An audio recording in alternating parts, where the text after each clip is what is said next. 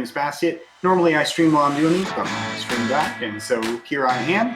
Hopefully everybody here, my channel is having a good time here on Dylan's community. Great place to be. Thanks for the invite, Dylan. I'm looking forward to a real fun chat here tonight. I'm sure it'll be productive, and everybody will agree. Next, we're going to go to someone who have been having problem pronouncing the stream name for a while. Can you help me out with that? How do I say it? So it's just pure silence. Well, you gotta probably let Oh, hello. Sorry. I'm a professional streamer, so most people just say Dennis. So you can just go for that. Okay. Dennis. Okay. So who are you, Dennis? I'm a political streamer. I talk about, the working class of America and the 1%ers, and then I also talk about other stuff too, other stuff that are not related to that. And I've been on and off streaming. Wow. Just look. The weightlifting, I don't talk about weightlifting. I just haven't cleaned my room. This is a new shipment. Got a freaking meathead over here. Look, I've been slacking. Okay. I've been really slacking. Haven't been hitting my overhead press. Haven't been hitting my squats. I got to get back to being swole. Nobody likes the lefties who are weak soy boys. Okay. So I'm just going to get back to being swole and then we'll be all good. And just to be clear, your name is Dennis? Yeah, it's Dennis. Mm-hmm. God, I don't know why I was thinking of something else. Okay. No, it can't be anything else. But good to see you for the first time ever, Dennis. Yeah, it's nice to see you too for the first. How do you pronounce it? Bastiat. So Dennis, we all call bastard, but other than that, bastard. Dennis, just don't call me late for dinner. I do want to say, Dennis, I'm happy there's finally someone on here who's here to defend the 1% from all these exactly these horrible attacks, right? My thing. No, yeah, you persecute the 1%. You sue them all the time with the Turkestan national government. I understand. Anyway, next we're going to go to Pixie. Bunny number 2. Hi, I'm Pixie. I have also been streaming on and off because I have no consistency and life is a mess. I am planning to get back on it soon, and maybe I'll even do a stream after tonight. I don't know. Don't count on it because, again, I'm very indecisive. But yeah, I'm here. I like politics. I'm a lefty. I have fun. I make TikToks now. I look cute. Bastiat? Yeah. Can you please not be hitting your keyboard repeatedly with a hammer? I don't think that was me. That was red, gray, blue. That was definitely me, bro. Red, gray, blue. That's almost always Bastiat. Man. Boomer no more, my friend. Boomer no more. Well, okay, red, gray, blue. You are now. Okay, please stop. Please stop. You're gonna hurt my ears. Now, I have to say that Bastiat, you're boomer no more, and red, gray, blue, you are now the boomer in the group. Congratulations. Next, we're gonna pass it over to Redneck. What's cracking? Everybody, my name is Redneck. That's a name given to me, and yes, it signifies I'm from the South. I'm old. I'm not a boomer. I'm a Gen Xer. I talk shit, and I'm a troll. I'm a Trump simp. I believe all this fuckery is fuckery. I hate my government right now. I hate every leftist fucking twat liberal. And yeah, I'll call you a cunt if I feel like it, and a bitch and a bastard if I feel like it. And if you don't like it, ban me. Well, Redneck, there are a few banned words on the channel, and you've already used up your 2 strikes, so now you're gonna have to be on. You're gonna have to be on notice. What? Hey, Redneck, you know the rules. It's my stick. If your shtick is just calling people the C word, you got a bad shtick. We're gonna go over to the next English person. people do it all the time, and they get away with it. To be fair, Dylan, that's some British erasure right there. I heard they dropped that word like nobody's business. So. Okay, I'm fine with but that. Seeing as I'm the only person that's you gotta pronounce it the way they do it, though. Oh yeah. Considering I'm the only person based in Britain, I think I get to reserve the use of the word, and no one else. It's a monopoly. It's a cultural appropriation. But I will state in the rules that are to come. That is a rule I will state. So I will ask. I don't legislate niceness, but there are a few words that I would like to not be used on the channel. Because I just think they devote. Because the thing is, if the use of the word will divert the conversation from the actual topic to just the use of the word, then it's not productive to conversation. That's why I've chosen a few words to kind of see, and that's the problem with the society that you and Biden are going to create. Well, we'll see. We'll see. Trust me, I'll block all your Twitter accounts. I'll get them all banned from Twitter. You just wait. But next we have I've already been blocked twice for saying cunt this past week. Well, I'm gonna let that one slide, but that was your third strike. You gotta slow down. It's descriptive. You gotta stop. To be fair, stop. Dylan, he's got you in a bit of a bind because he's clearly setting himself up to be everybody's foil. So I mean, you can't. I mean, you get rid of him. Like, what are we gonna do? You know? Dog pile. I'm sure Red, incoming. Gray, Blue will defend Trump's statements on the election, as the biggest Trump sip I know. Anyway, since he hasn't used this time to introduce himself, I'm just gonna move on to Killer Sieg. Killer Sieg, who are you? I'm a brand new Twitch streamer. I probably started, I think, a month and a half ago. Actually, the funny part is I came on right before I got myself a mic upgrade, so you guys get to deal with my potato volume or, the fun noise quality of me. But I do a lot of programming on my stream. I talk politics. I was a Trump, or I guess I am a Trump supporter / was. I don't like what he did this week or his activities, but I generally think I'm fiscally a conservative, but more socially on the left. Okay, got it. I also love having no values. Anyway, we're gonna move on here. That's my one jab for the day. I'm gonna be bipartisan going forward. Hey, Dylan, is cuck allowed? As far as I know, it has not been a banned word on my channel yet. No, you can. Are you shitting me? You can use that. You yes. allow cuck, but not. Yes, because that's a descriptive word of a sexual thing that Fetish. people do. Yes, yes. If you're okay with open slut shaming, I don't know how, or kink shaming. Wow. I don't know how. You, Anyway, you know. can I who look? said I don't know how you feel about that? Hey, Okay. look. If the longer this takes, the less time you're gonna have for the show, and we're gonna have to kick out one of the topics. So let's please try to move this along. I'm feeling good, so I'm a little loose, but You should be. that I'll start laying down the hammer in a little bit. Okay, so let's get straight into this. I'm gonna go over some of the rules. The first thing I want to state is that this is a roundtable debate. Most of the people here are not certified Harvard experts from the University of Smart Boy, okay? These are your everyday Americans and apparently one Brit, right? Hey, Dylan, when am I going to get a chance to introduce myself? You did. You wasted it. Anyway, back to the actual topic. So, introductions. It's over. And we're going back into this. So, here, so please... If you're going out there trying to get information, don't take all your opinions from your favorite streamers and just take them at face value and that's your opinion now. That's really stupid. Don't be stupid. Please get your information from other sources as well. Don't use roundtables as your only source of information. If someone is an expert on a topic, they will probably state it beforehand. I don't care, Bastiat. Next topic. Now, the words that are banned is the R word, it is the C word, and it is the B word. The reason why is because every time they have been used on my channel, it has diverted the conversation from the topic to the use of the word. Maybe What R word? No, I'm actually serious. I don't know what you mean by B word. You mean like bitch? Yes. Okay, I didn't know. Are you shitting me? I can't even say that. Yes. B is God. the Biden? Okay. Wait, really? That one's Look, banned? Can we please? Okay. Sorry. Okay. Go ahead. Look. Okay. I now on. If you talk, you get a 10-minute mute. So everybody, shut up. 10-minute mute. Into the first topic. I mean that. I'm not kidding. So everybody, shut up. Okay. Good. Now, the reasons why I've banned these words isn't because I need you to be nice to each other. I'm not here to be your mother.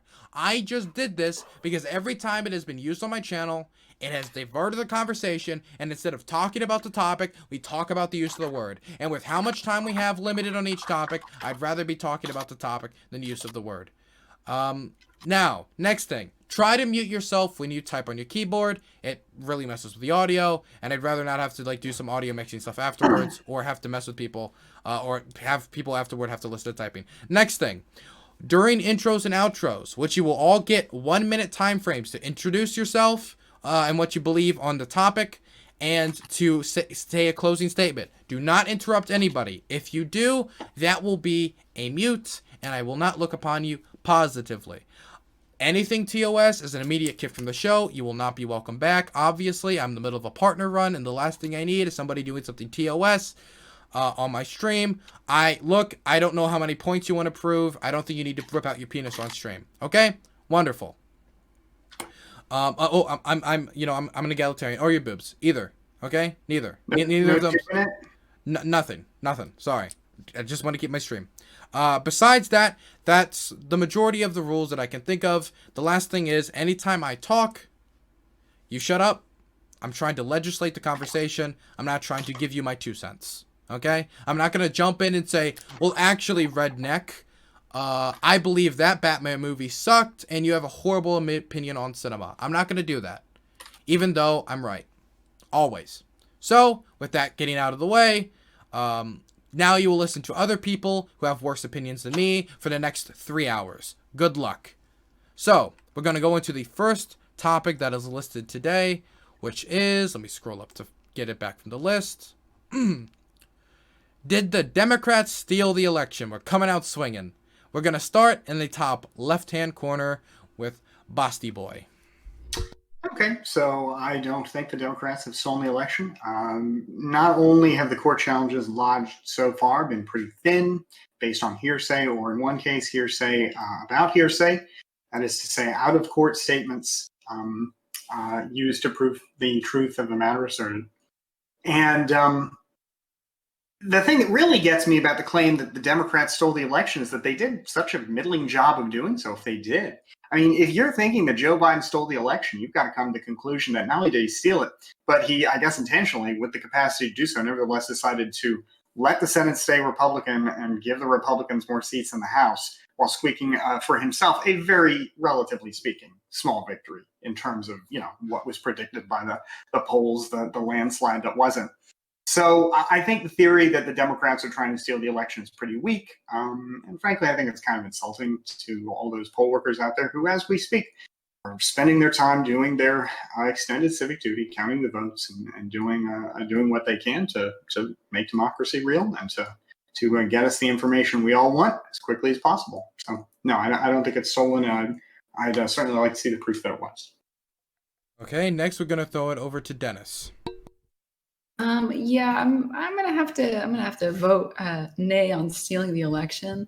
It seems to be the case that every single Twitter post that I've seen that shows people stealing the election has been disproven. I've seen at least one where someone throws out a ballot and it's because the ballot was completely invalid. I've seen another one where someone is faking a ballot. It's also been proven to be not true. I've seen one of them where someone is like burning a pile of ballots. Very, very clearly could be faked by even the simplest fucking amateur that has a printer at home. And another one saying that we're sneaking in ballots, and it turns out that it was just a cameraman bringing in camera equipment. I've yet to see one valid, legitimate claim, especially considering that in PA, Trump did win that case. People are 6 feet away from the people that are actually reading the ballots. So the fact that nothing has come up from that, from the people that are closest, should show that there probably honestly is not voter fraud. And I do have to agree with Bessier on this. It seems like very insulting to the Democrats to say that we're stealing the election, but we would do it in such a way that is by such a small minority that we then have to deal with a bunch of lawsuits. If we can steal a whole car, why would we just, steal like this person's phone? We should just go all the way. It's very, very foolish to think that we wouldn't just go the fucking full mile if we wanted to be undemocratic. Okay, next I'm going to throw it over to Redneck. These fucking Democrats are stealing the fucking election. These pieces of shit. No, I don't know. I'm trolling people. Relax. I'm old enough to remember the Al Gore Bush thing. I don't know if a lot of the listeners are, but shit happens. And it just seems that this shit is happening in all the major cities where a traditional large influx of Democratic votes are always assumed. And I think, I'm not accepting shit until Joe Biden raises his hand and they swear him in. Until that day, it's Trump 2020 all day. I'll stand by. I'm standing by. I think this whole thing has culminated one thing that we do need. We do need a voting system in America that is not fuckable. That's it. I mean, that's where we're at.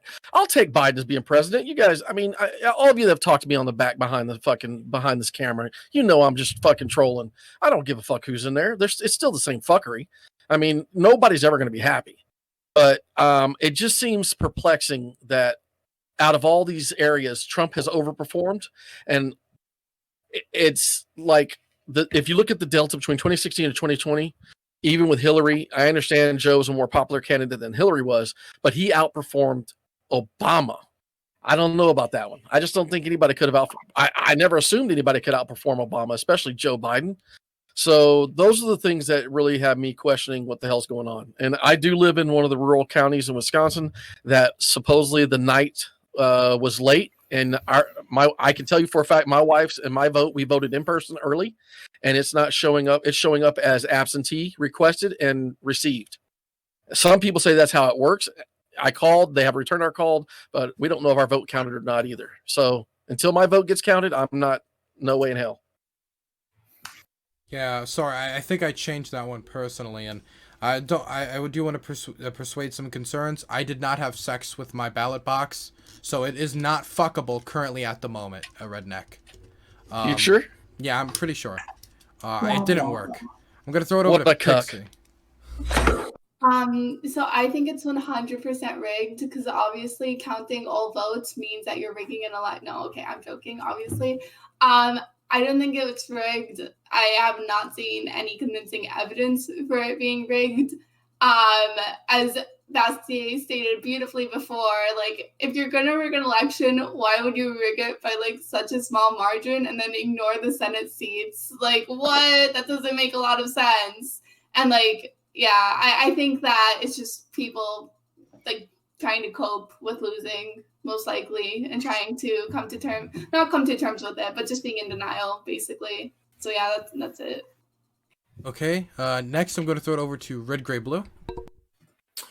I personally don't think that the election was stolen. I do think that in order for the country to actually be able to heal and move forward properly, that the only way to kind of like get these people to actually, those that are claiming that there is like wide scale fraud, to like actually calm down and like take a look at the reality of the circumstances, I think is to push for as much of a recount as possible, that some people can actually say, look, we did a recount, we did an investigation. Like, I don't know what more you want me to do, quite honestly, at this point, right? It's like if you're gonna be looking into the question of whether or not this was some kind of wide scale fraud, we should do this just for the sake of establishing some, I guess, maybe sense of legitimacy, because at some point the rest of these 67, 70 million people are still going to perpetuate this notion in their mind, and we have to move towards some step, I guess, towards some destination of healing, I would say, at some point in this journey. Now, I don't think that changes anything for Biden. I think Biden wins based on the math. Like, there's not really many paths here. I mean, you really have to like say all these states were completely fraudulent, and like that's a pretty big stretch. I mean, like you're saying essentially that there's this big coordinated multi-state apparatus that's out there coordinating these secret ballots that are dropping in at midnight. Be like, haha, got them, checkmate, conservatives, we're here, little box of win. It just seems kind of like, you're willing to accept a lot of different like really complicated organizational theories, as opposed to just maybe like, hey, let's just take it one step at a time and consider the context of the issues and maybe promote some positive faith in society. I know that's a little contentious, but like Redneck said, all the fuckery is the fuckery. Okay, we're going to wrap the intro segment off with Killer Sieg. Pass it over to you, buddy. All right. Well, sorry, just making sure I wasn't muted. I don't think that the Democrats stole the election. I agree with what Bastiat and Dennis said when it comes to, if the Democrat Party was going to commit all this voter fraud, why would they have it so much within the margins? With saying all that, with what Redneck was saying, with the amount of people who showed up for Biden, how it seemed to be more than Obama, or it is more. I think it also just goes to state how much of a polarizing figure Trump is. You either love him or you hate him. And so a lot of people either showed up in mass numbers to support the guy or to try to get him out of the White House. I think this election was more a referendum on Trump as a person rather than just Biden or what he is. Saying all that, when it comes to voter fraud, I'm sure that there's some sort of voter fraud happening. I'm not saying that the Democrat Party is doing it. It's got to be the obvious thing that I'm sure one or two people have like voted for other people or something dumb. I don't think that's by any chance going to flip an election or do anything crazy. And when it comes to Trump's suits, I also kind of predict that this would happen. The election is just so close that if one lawsuit gets through and they decide to do something like invalidate a state or anything crazy, then Trump wins. And what happens if they choose to ignore all of his suits, or the legal system does, then he loses in either way. So if he chooses to just step down or, accept defeat, then he loses. If he sues, but they all do nothing or throw them away or disregard them, he loses. But if he sues and something cool happens or a miracle happens or whatever, then he's president. So he might as well just sue it. In a game, it makes sense to me. Okay, so I think we are going to wrap the intro segment up. There didn't seem to be a ton of contention, so I'm going to throw it up in the air. So if there is anybody you disagree with something they said, we can continue this topic. If not, we can just move on straight on to the next topic. Oh, I want to contend with everybody's. Okay. I mean, everybody's saying the reasoning behind the justification of why would you only steal it a little instead of the whole thing, and why would you do it with such narrow margins? This isn't when I look at this. This is how voters are. I mean, this is how Republicans and Democrats all have done it. Anyone that's old enough knows that corruption in our voting has been going on for decades. I mean, since I've been born, we've heard of people that are dead that voted, people that were never taken off the rolls. Those things are illegitimate votes, but they still get counted. We don't even have that system in place. So when y'all sit here and go, why would it be so little? Don't take it for granted that those of us that are sitting here saying, look, I just want to make sure all the legal votes are counted. We figure out a way to fix that. It's not why would we just do it very little? I'm saying both the Republicans and Democrats have used this to their advantages. And if a Republican did it this year to give Trump these inflated numbers, I want to know. But I also want to know if Biden's numbers are inflated too. I think that that's like a separate argument, kind of, right? Because we're saying like, if there was like a mass coordinated campaign, then surely you would see mass coordinated. No, you wouldn't. Wait, can I finish before? Okay, so that's one of the arguments, right? Like, if there was like a mass coordinated campaign, you would probably see like mass coordinated results. What the other argument is like, okay, is there voter interference on a local level or on like a community level that maybe like can ultimately influence one side or the other? I don't think there, like, I guess like you could make an argument if you want, even to your side, that historically like this has happened with like laws in place making it really difficult to vote, making it really difficult for everybody to have a fair say and representation. And to that I say like, yeah, we should make voting as easily and accessible as possible so that everybody gets a fair chance in the future. So yeah. Can I want to say something to what you've said, Redneck, because it seems like you're implying that this is a wide-scale problem. Are you implying that voter fraud is a wide-scale problem, like historically? What I'm saying is that especially in the contested areas, whether it was redlining or whether it's, redistricting, redlining, all of that is to suppress and or hold back votes, right? There's an important distinction here, because if you're saying, if you're lumping in, I guess, practices by government that are designed to get people designed to chop up groups of people into different voting blocks, that's a different subject than voting fraud. And voting fraud, just to be clear, the COVID all-in vote, it was just abstract, just throw them out there and let's go in, bring them in, right? Yeah, and it seems like if your implication is that making it easier for people to vote is voter fraud, then I think that's very different from something like what your original contention was, which was that voter fraud has been with us for a very long time and that it has been a consistent problem for many years. You were talking about, I go way back. Voter fraud has always been with us with both sides. And I dropped I was curious about this contention because I didn't really know how much voter fraud has been out there, to be honest. So I looked it up, and I found a source that I dropped in the chat if anybody wants to take a look. And it looks like voter fraud. A few reports have estimated that between 0.0003% and 0.0025% of votes cast are fraudulent. That was from a liberal source. A more conservative source, Kansas Secretary of State Chris Kobach, asked for special powers to prosecute voter fraud in his case because he claimed to know of 100 such cases in his state. After being granted these powers, he brought 6 cases, 4 of which were successful. And he testified about his review of 84 million votes cast in 22 states, which yielded 14 instances of fraud, which amounted to a 0.000000017% fraud rate. So, in terms of actual fraud, and again, you can check out what I'm talking about here. It seems like actual voter fraud is super rare. No, but wait, Bastia, but that's a lot of zeros. That has to be like a big ass number.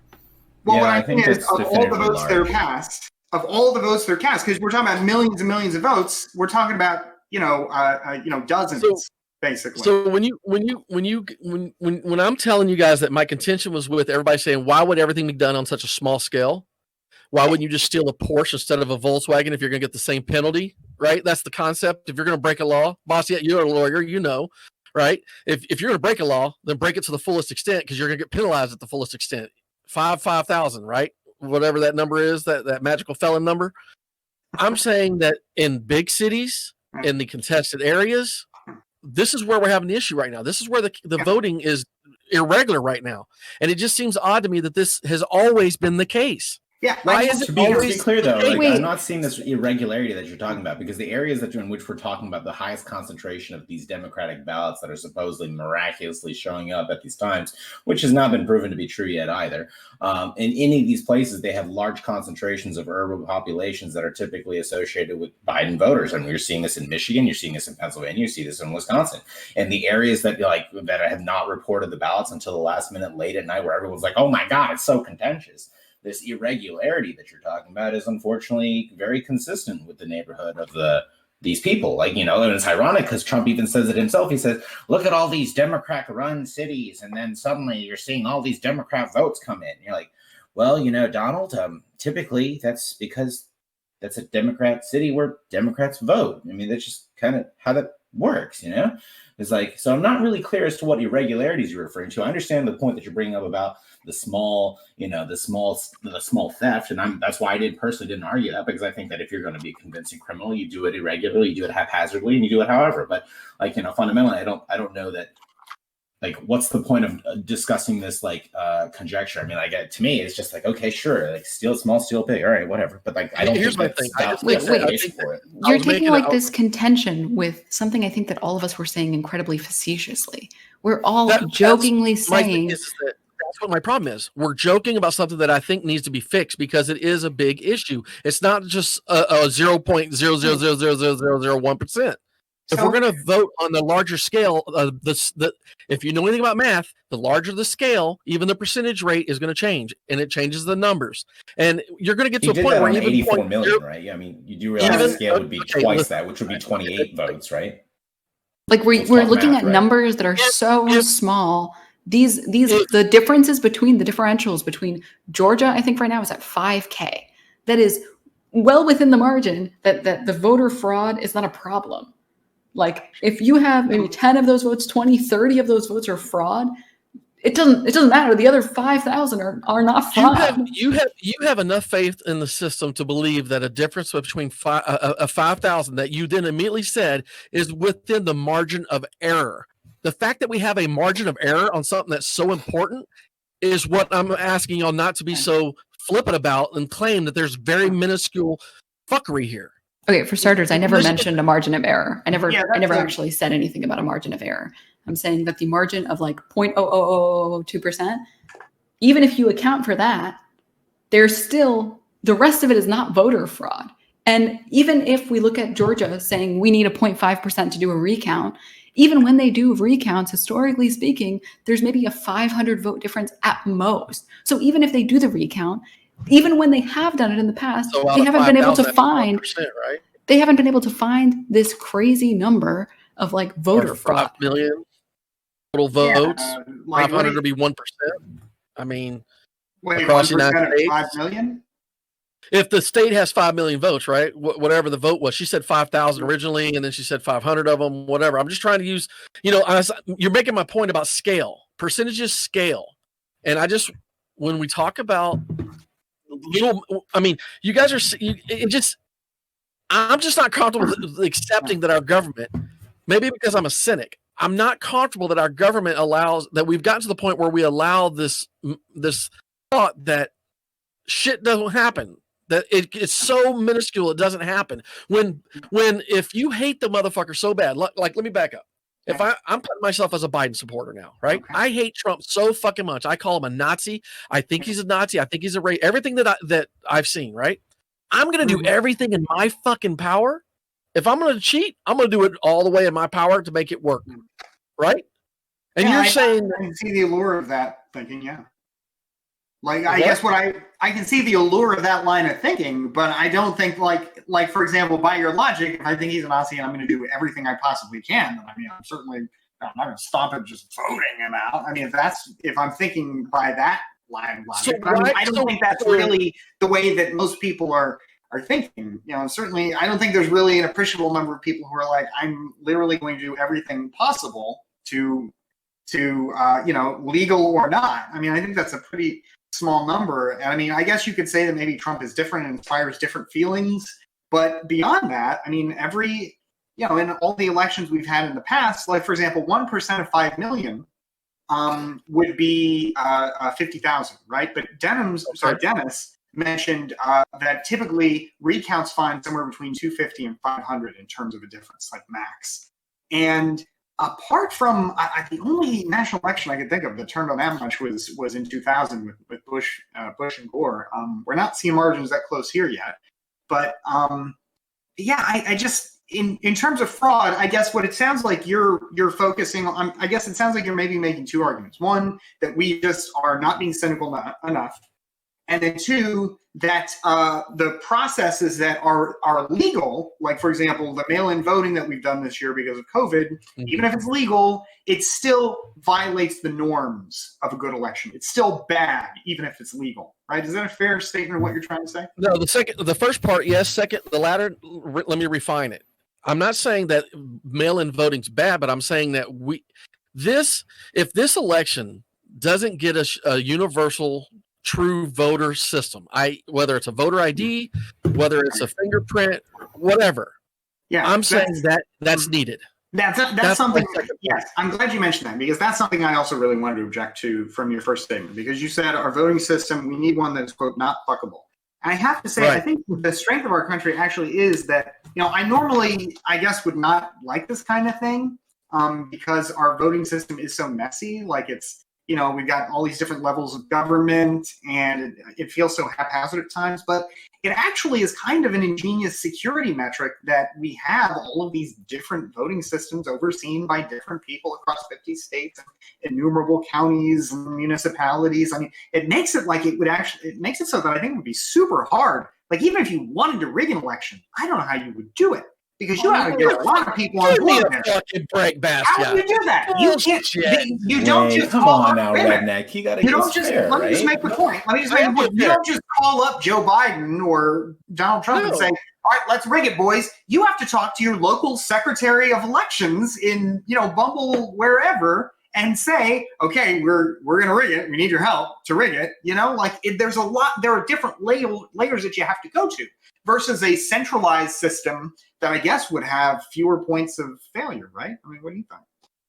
You're the one centralizing. I'm saying I want a system, right? Federal does it. Federal is one way, but states the ones that control the current, right? Because they're the ones that vote. So the state legislators dictate to the board of the voter Secretary of State. Thank you. Goddamn. Yeah. I mean, look, this is it's just funny that it's funny that people aren't cynical. You're right. I think that's my biggest point. Irregardless, if I was in your shoes, just like in 2016 when Trump won, everybody was saying that the popular vote. But I was adamant the Electoral College matters, and I agree the Electoral College does matter, and I agree that, and as I said, the day that they raise Biden's hand and swear him in, he is my president. I'm not going to say another fucking word, but I don't want the youth to not be cynical, and it seems like we're all being very passive about something that is very. Why is it that the AP and the media call states before count's done? Because of assumptions and numbers, analysts. That's a practice I don't like, and I never have, and I don't think we should, because you still have people voting. Well, I mean, it doesn't. I mean, they don't call it until elections are closed, right? So I mean, no. States start reporting on they call it only after that state closes its polls. But okay, I would like to hear Redneck finish his point. This is the problem this year. Votes were still being pulled in and done this year, and counted and being made while the information was already being called. That's one of the things that's different this year. And that's why. What do you mean in what state? Yeah, and I'm asking what state. You tell me. They called the whole West Coast before they even finished the fuck. No, they didn't. I was watching the whole thing for hours. Bro. Yes, I'm right here. Votes were still coming in Pennsylvania, being cast and brought in, being allowed to come in when the West Coast was still open and reported. That's the last, I don't know, 100 years. Did you know that actually before they had mail, they actually called states before the other state found out, actually, because it took like 2 weeks to get the mail from one state to the other, actually. Very funny, Red. Very funny, bro. It's true, though, so I'm not really sure what your point is. You're being facetious. Okay, no, wait, I'm not making a joke. You're making a joke. Can I wait? Let me ask you a question quick. Redneck, are you talking about the fact that they were still counting votes in Pennsylvania or Michigan, but then like they get to California and like boom, Biden wins? Is that what you're talking about? I'm saying that kind of because we're in a 24/7 system nowadays where information is like this, right? We need to be more cynical about how votes are cast and how we cast our votes and how it's reported. And I don't believe that the AP should sit there and just flip a switch and say these three states, these, you know what I'm saying? I think we need to collectively have the number. That's it. They provide. Okay, I'm confused. All right. So I understand the intent of your cynical comment, and I support you entirely, right? Because I'm the one who actually said, "Let's do the recount. Let's do the investigation." I'm all for the cynical, right? Because I do not trust government. I believe in small government, right? But I'm not clear so much as what you're saying here about the media making a statement about what they perceive to be the maths behind this. Like, I'm not understanding what your rationale behind this is. So let's just play this out because we don't know the facts yet. Right, and I believe I haven't looked at the current. Arizona. Let's just use Arizona as an example, right? Okay. Fox News caught hell for calling Arizona. It was Fox News that called them first. Okay. No, not even the AP. Nobody else would. Okay. Now, if let's play it both ways. If Trump does win Arizona, yes, Arizona was the trigger because everything else at that point was being called, and it is the perception to some that if Arizona wouldn't have done what happened, then you would have seen North Carolina, Georgia, and all those called for Trump, and it would have just been done. Or let's vice versa. But that's not how elections are called. Only like that argument. That argument only makes sense if polls weren't already closed, right? Like polls were already closed, so like, you can't go in and vote on Wednesday. You can't go in and vote on Thursday. That's it. Like you can't impact a voter's decision after the third. Is your theory then? Is it your kind of your contention then, or your position that fundamentally that because someone calls a state somewhere, that it influences the state in other places to be called by the media as well, and therefore that causes some kind of undue pressure? We know that the first person to call a state gets the recognition for that, right? Just like the first news person is going to call the presidency. This is why I believe the media used to be the fourth estate, right? Right? Isn't it the fourth or fifth? Is it the hello? Tell me. It can be whatever. That's the term. Whatever. It's supposed to be the fourth estate. It's no longer, right? It tells us, oh, Joe Biden has this state, Trump has this state. Before numbers are done, because of their analysts are sitting there reading the percentages the assumed votes. Yeah. And that's why we're in where we're in today. So if everybody wants to think that I'm upset, you should be upset too. This should be a clear. Yeah. This should Wait, be a so clear. in other words, Biden. you're saying that you, in other words, you also This should be believe. clear. This should be clear. This shouldn't be this way. So do you So also that's my believe step- then, therefore, that polls should not be released because that also influences people's opinion? No, no. Of course. Well, that's what I'm asking, right? I'm trying to understand. No. Don't say no. Just to explain why, right? Tell me why you think that it's not okay to call a state, but it is okay for someone to say Biden has a 10-point lead, and then come election day he doesn't have a 10-point lead. Tell me why you think one thing is okay and why the other isn't, and help me understand. That's not how I broke it out. If that's how you I'm asking you to help me understand why you think one is okay and one is not okay. Because you said one is not okay, meaning them to call to call the state, and then you said that the polls is okay because you're all right with that being out there, right? As content influencing the election, right? I don't want media calling the elections. I want the state to call it, right? I want the state. Yeah. The state gives an unofficial. They don't certify it yet, right? You guys understand that this doesn't get certified. These numbers are all, even tonight, if they called it right now for Biden, these are unofficial calls by the states themselves. They still have to go through a verification process. Well, I think everyone's pretty clear on that. So you're essentially concerned that people have the right to express media opinions on what they believe the election will be then? What I'm saying is that I don't like the fact that we had this situation happen. And to prevent this from happening, I'm trying to offer up some solutions in my discussing of it being called fuckery, i.e. where one news outlet is wanting to get the head up on another news outlet. It's not the Associated Press. It was Fox. Now it's the Associated Press. And then it's, you know what I'm saying? It's fighting for the clicks. Fighting for the viewership. Yeah, but that's the thing, right? Like, suppose that Trump ends up winning Arizona, right? Fox is then discredited, and they, and I think the AP also called it. They, especially don't want to be discredited. They're one of the most trusted sources. Well, let me just finish my point because you made a point. If they're discredited, I mean, I guess they lose some viewership. People trust them less. I mean, and considering, as long as everybody is done voting. Like, what's the harm, right? It seems like a problem that works itself out. If they go too far, people don't trust them, and they lose the credibility as a news source. So somebody goes to another competing news source, right? Here's my thing, guys. Look, the only reason all of those other states now are showing Biden is because of what happened in Arizona, right? Now you have the news listing all of them as they're starting to do this number. Up until like 9:00 when it, excuse me, everything was red. Everything was moving in that direction. And as soon as Fox did the Arizona, I'm trying to play both sides for you. So let's look at it if it was a Biden situation looking against Trump or Trump against Biden. I care less. Sure. If they called it because they wanted to be the first one and they projected it, and those guys even had to fight their own news people going, well, wait, why are we calling this when there's so many votes out? I'm saying that's the part that I'm not. I don't think any of us should be happy with, because even that little percentage matters. But I'm still not clear as to what influence he has this on society. What is influence? Give me a second. I wanted. They haven't really talked at all during this conversation. I understand. I will bring it back to you guys.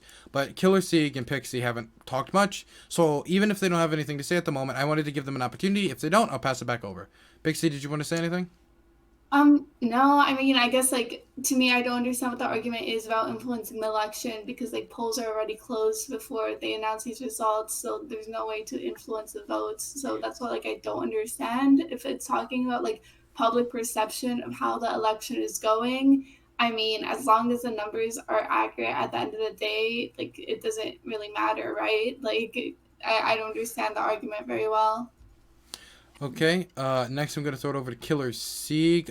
Right after Red, this is probably directed at you, so I'll let you respond. Yeah, I mean, obviously it's directed towards Red. I'm trying to figure out, I guess my biggest thing is trying to figure out the negative consequences that would happen if, say, right after the polls close, we call Wyoming for blue or California for red, and then it's whoops, it's actually the other party right after they get certified. Right. I don't see the problem. That's the problem. Okay, what's the problem? So I want to know what the problem is. What problem is this? So let's say Arizona flips, right? Okay. And let's say all these states flipped. We wouldn't have known that until certification night, though, because the assumption was that Fox News said that Trump won all these states. Okay, but so you understand that the problem that is sitting in front of us that occurred can occur even on a worse scale, and actually they can change they can change the counts by that. I.e., you quit paying like in Washington or Oregon or California. Do you actually think they count all the actual votes because they know it's going to go Democratic anyway, right? They're going to count them and they're going to certify. They're going to count them. They still count the votes, even if it's overwhelmingly blue or even if it's overwhelmingly red. They still count all the votes despite what it's being called. Sure, but it seems whenever it's very contentious or you have a very tight race, wouldn't it be more diligent not to until you have the final number? So in other words, what you're saying is you propose that the limitation of free speech or for a private enterprise in their projections of the election should be limited. No. Well, no, it that's should what be you accurate. said. You just wish I would do it, right? Yeah, accurate. But none of the votes are. I don't even know if all the places are done counting yet. Like they're not, and yet they call. You would want then that there would be no, like there has to be like this rigorous communication standard. Red Blue, explain to me. You're so willing to sit here and accept it. You're willing to just say, fuck it. You don't trust government yourself and want smaller government, but yet you allow a non-government to tell you who your new government's going to be.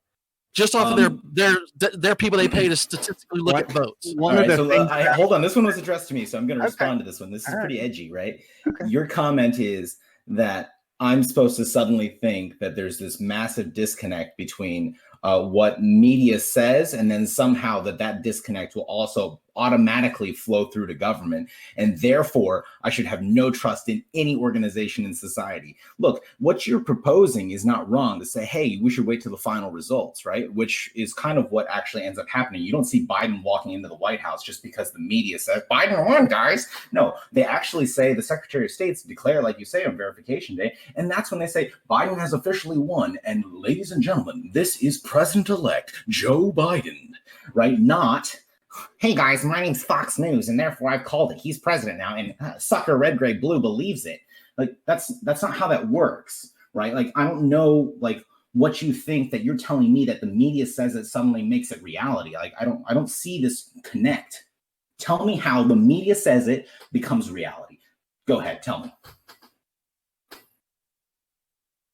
Didn't say it. But you keep telling me that I need to make some kind of call, and that media somehow determines, therefore, what is the most. How is it so fucking hard for you to understand the simple situation of Arizona as an example? If the media called it, you guys said, "Oh, well, fuck it. It's just going to be they lose some viewers."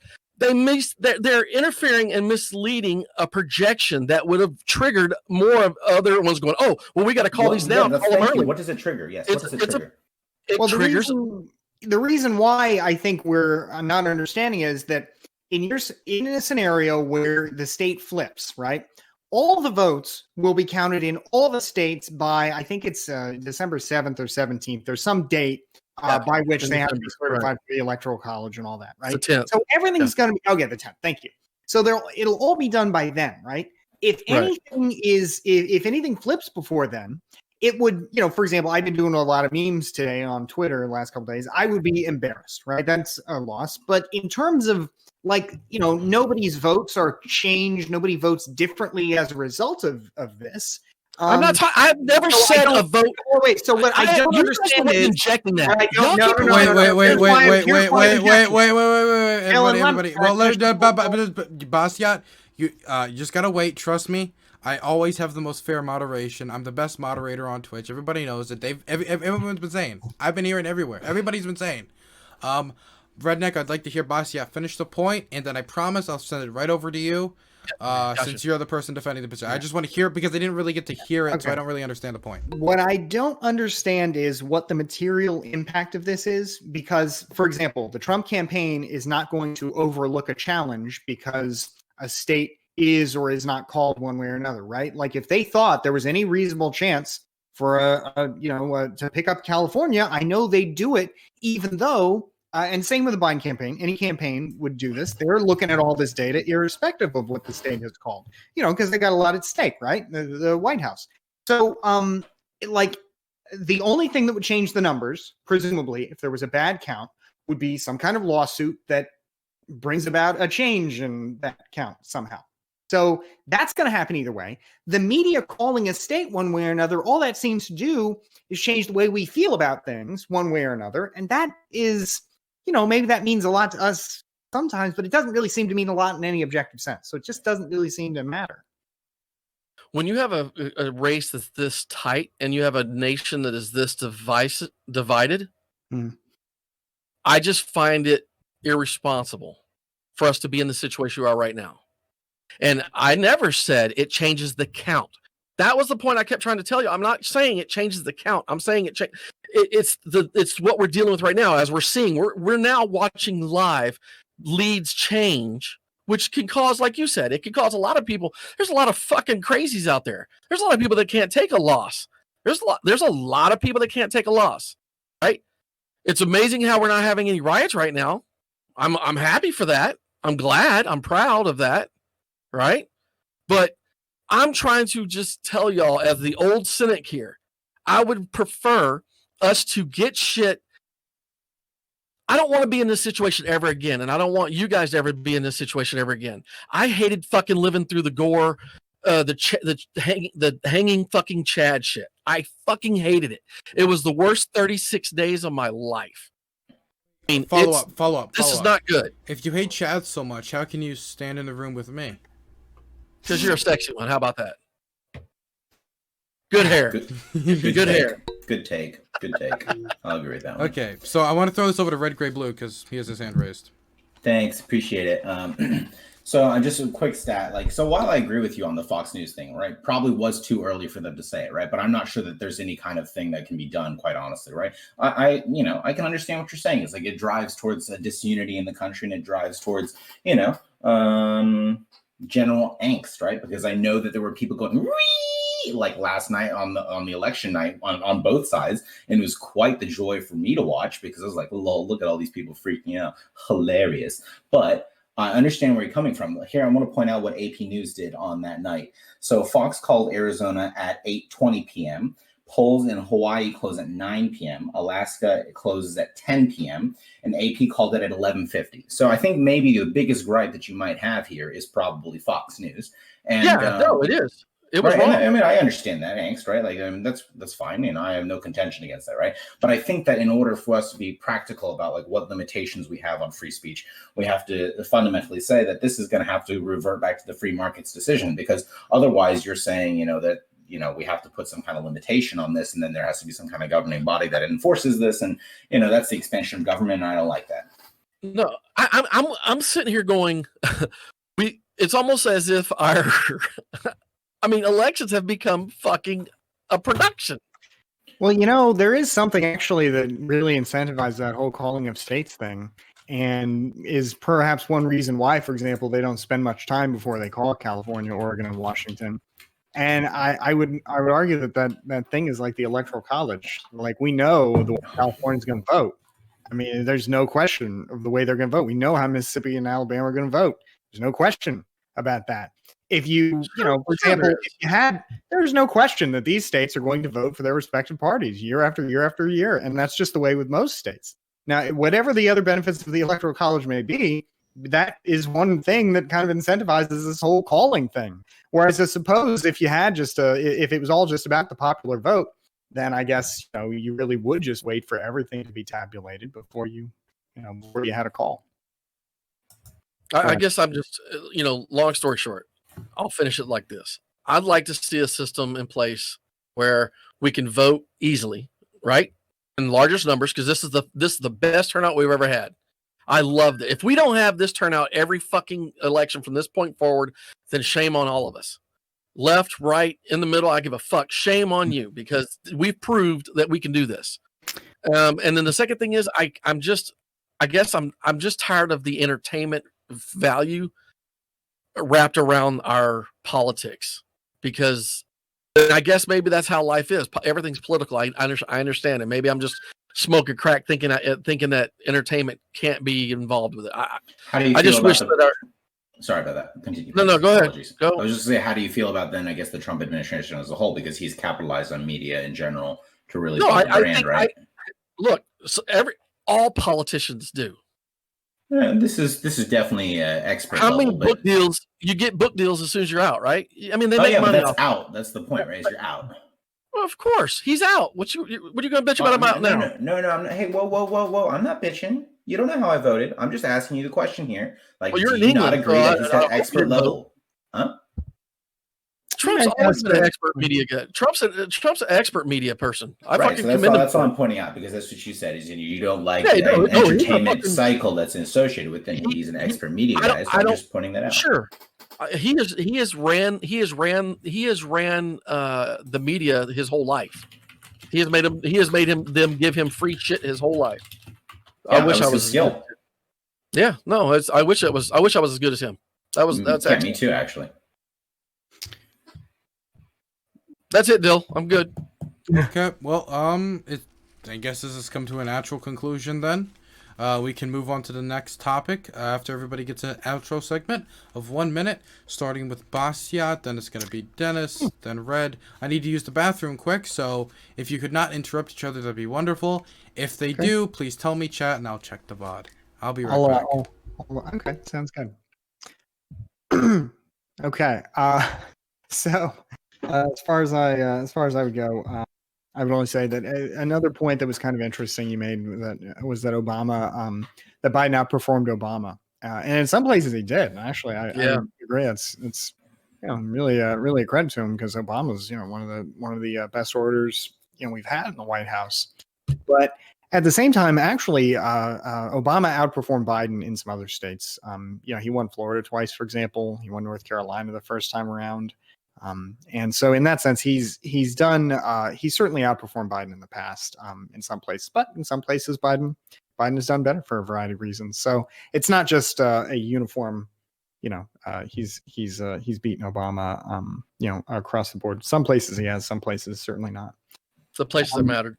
Well, I mean, Florida certainly matters sometimes, but then again, Obama underperformed Biden in Georgia, which I certainly didn't see coming. So. Obama, sorry.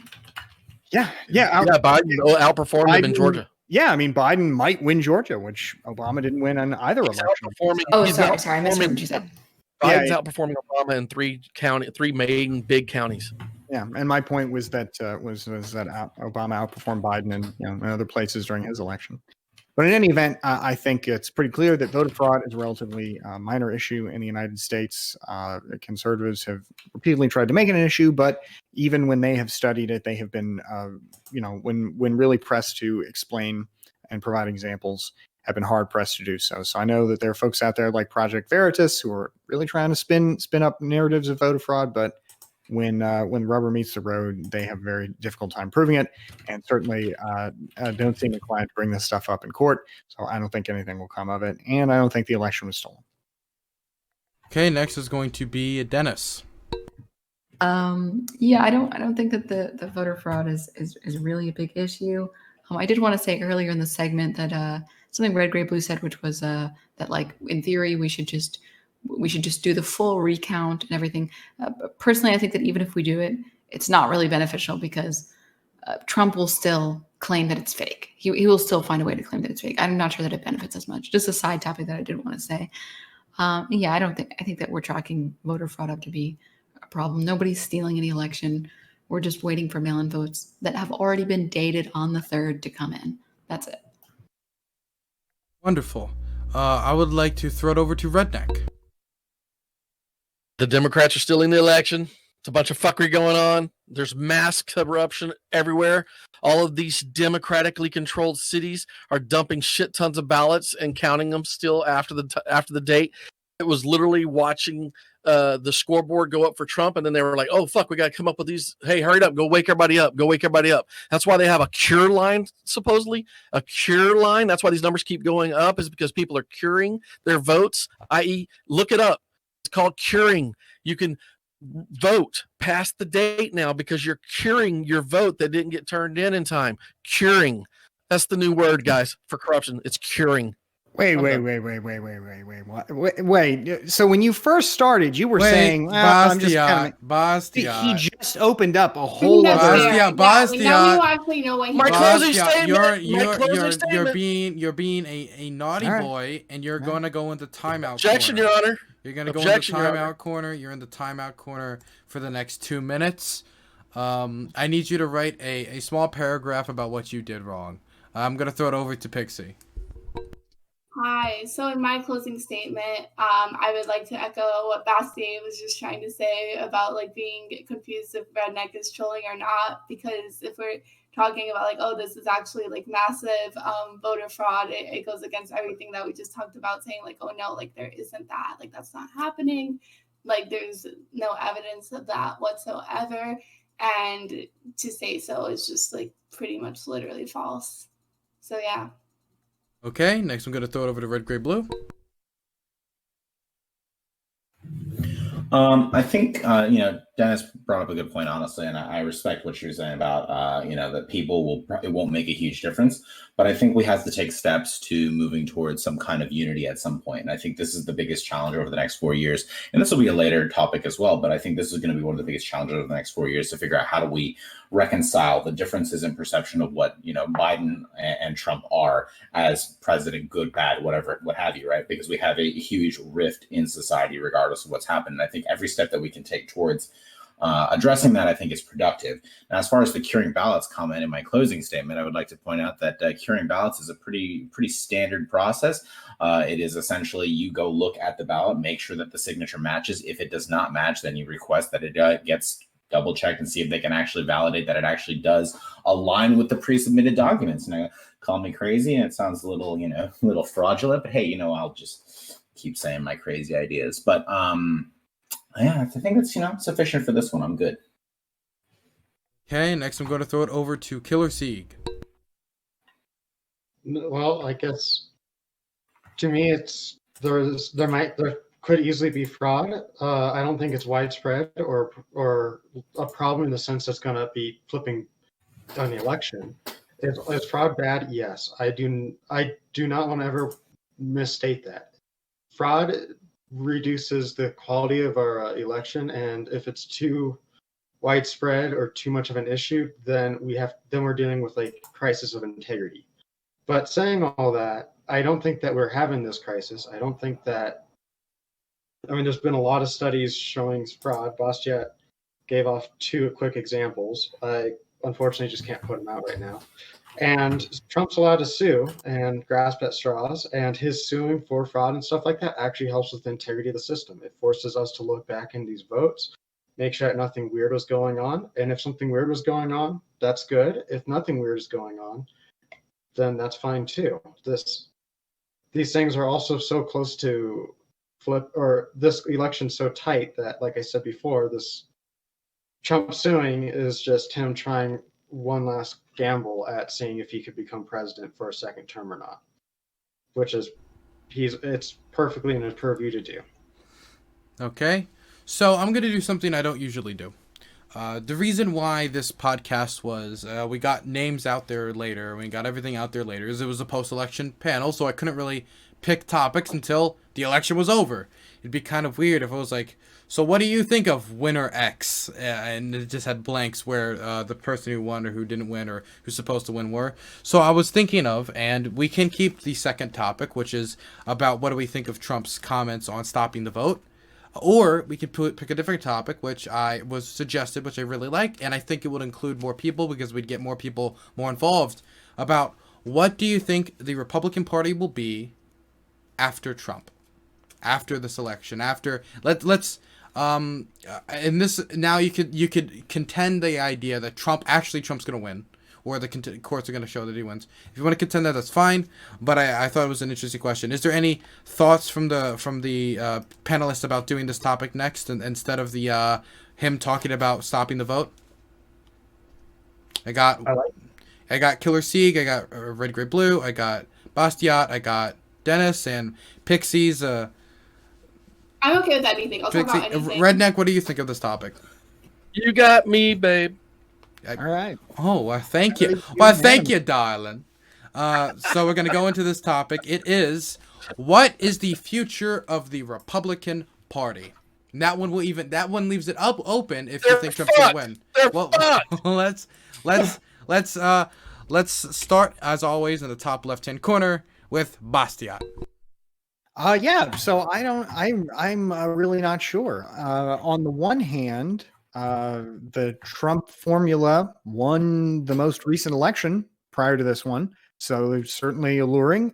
It'll be close, not in the popular vote, but close in the sense of the margins in Pennsylvania, Arizona, Georgia, Nevada, and a couple other states that will have decided this election will be relatively close themselves, within a couple 100,000 votes, so there's an argument to be made that, if you're looking for a draft on how to win next time around, Trump offers some compelling elements.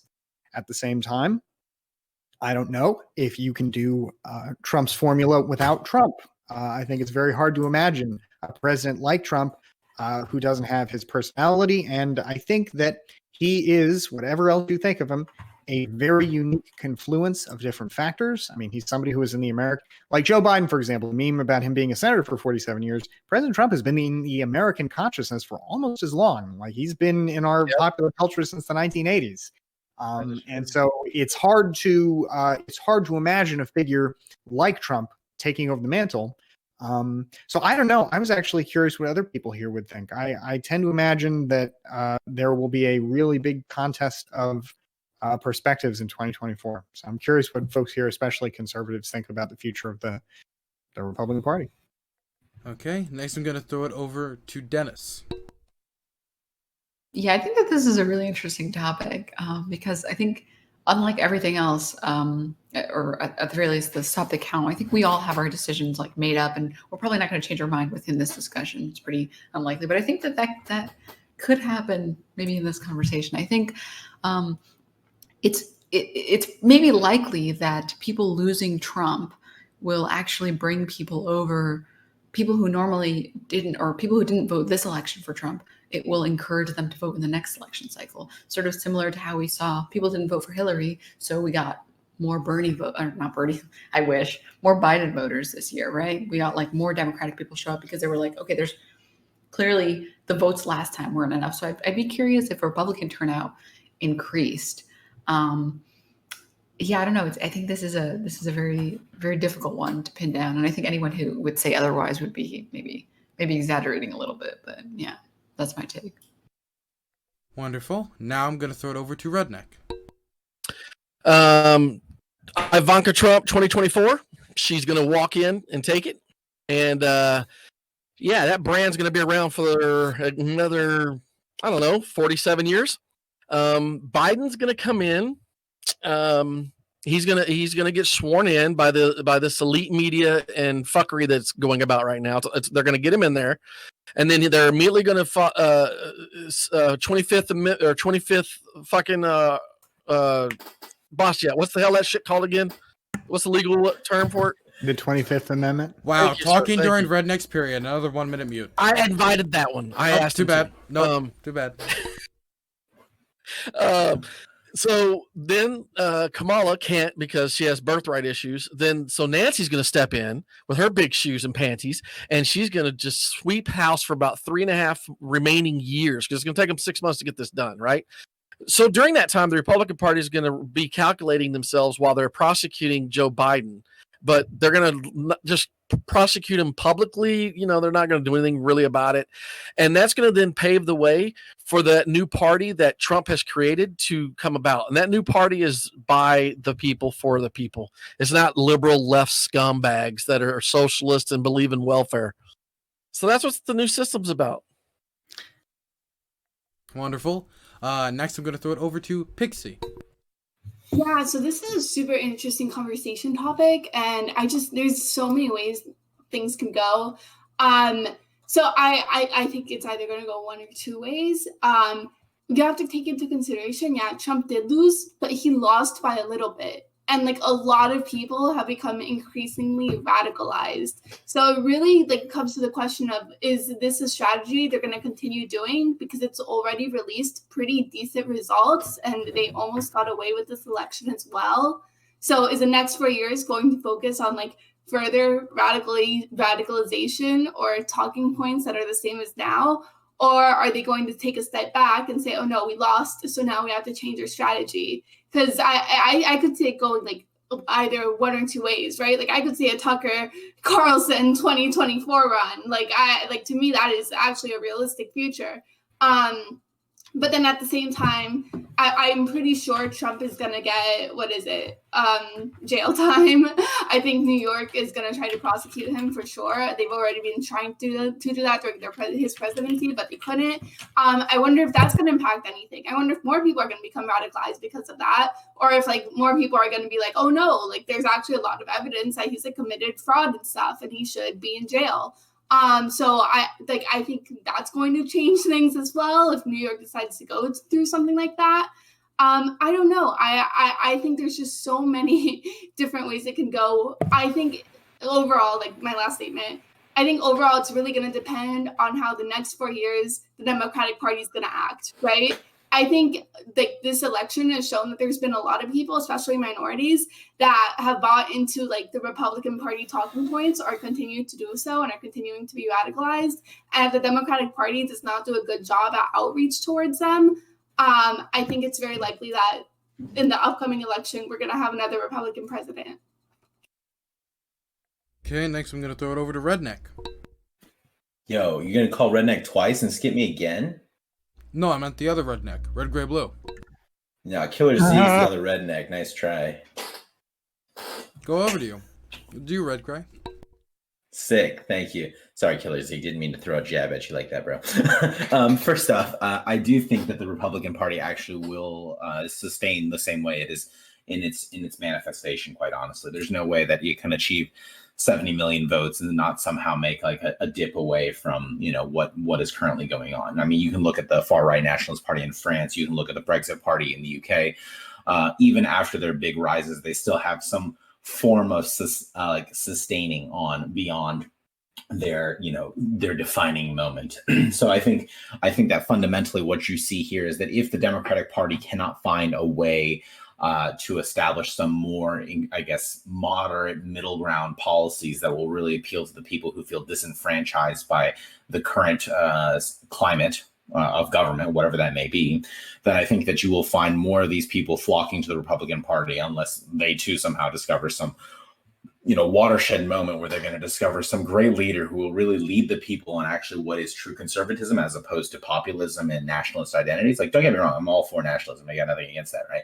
But like in its raw state, what Trump advocates for is a very blundering, confused, strange path towards authoritarianism. And it's just a very strange kind of route towards supposedly leading a country. So I think, yes, this will manifest itself continued in a long-term format unless there's some upswell of young people who are willing to say, this is not really the party that I'm looking for. This is not what I want out of society. This is not what I want out of a conservative group. So yeah, it's not terribly optimistic, but something we all have to come to terms with, I think. Okay, next I'm going to throw it over to Killer Sieg. All right, first off, just making sure I wasn't muted, but that really hurt, the target insult from Red, Gray, Blue. Can't believe you would do that to me. Okay, but in reality, I think the Republican Party, when it comes to Trump was a lens that refocused Republican Party in a different way or regard from its traditional self. You're seeing this already as it seems like Trump is now starting to capture more minority groups or blocks. And for the longest time, and you guys would hear it all the time from Republicans, I'm talking about how we're going to get black voters, how we're going to get Cubans, how we're going to get this. And for whatever Trump did, it's working.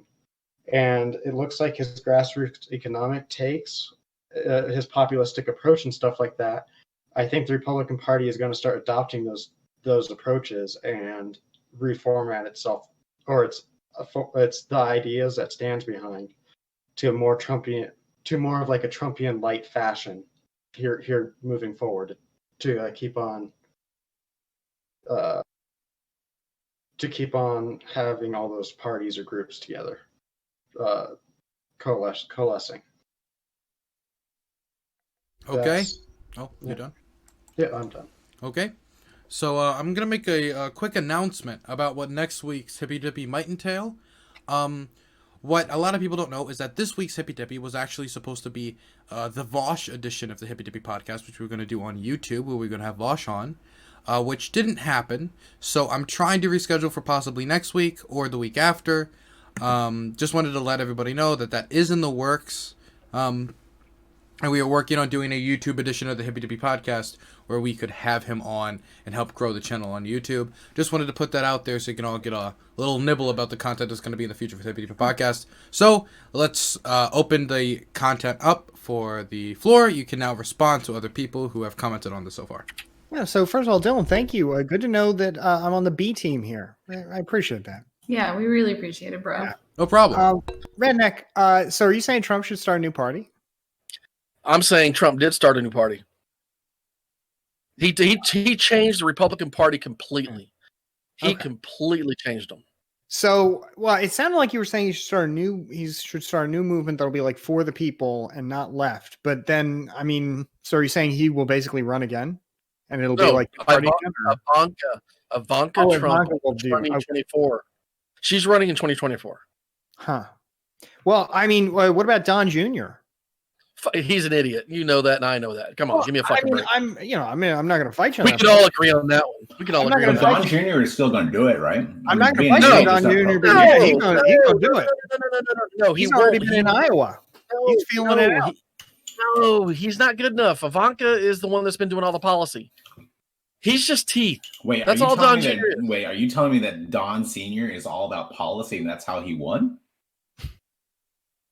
What? You said Ivanka's the one who's been doing policy. Ivanka's about policy comparative to her brother Don Jr. What are you adding in? What I'm pointing out. It matters to the conversation me and him were having. What are you saying? Redneck, you don't like to listen, brother. I'm gonna let you keep going. I think it's pretty obvious you have no interest in listening. Me and Bastiat we're joking about Don Jr. and Ivanka. Well, and then you're saying about Senior. To be clear, I'm not really joking. I do think he's going to run. No. He's been making. He wouldn't get. He's been setting up the beginning of contacts in Iowa.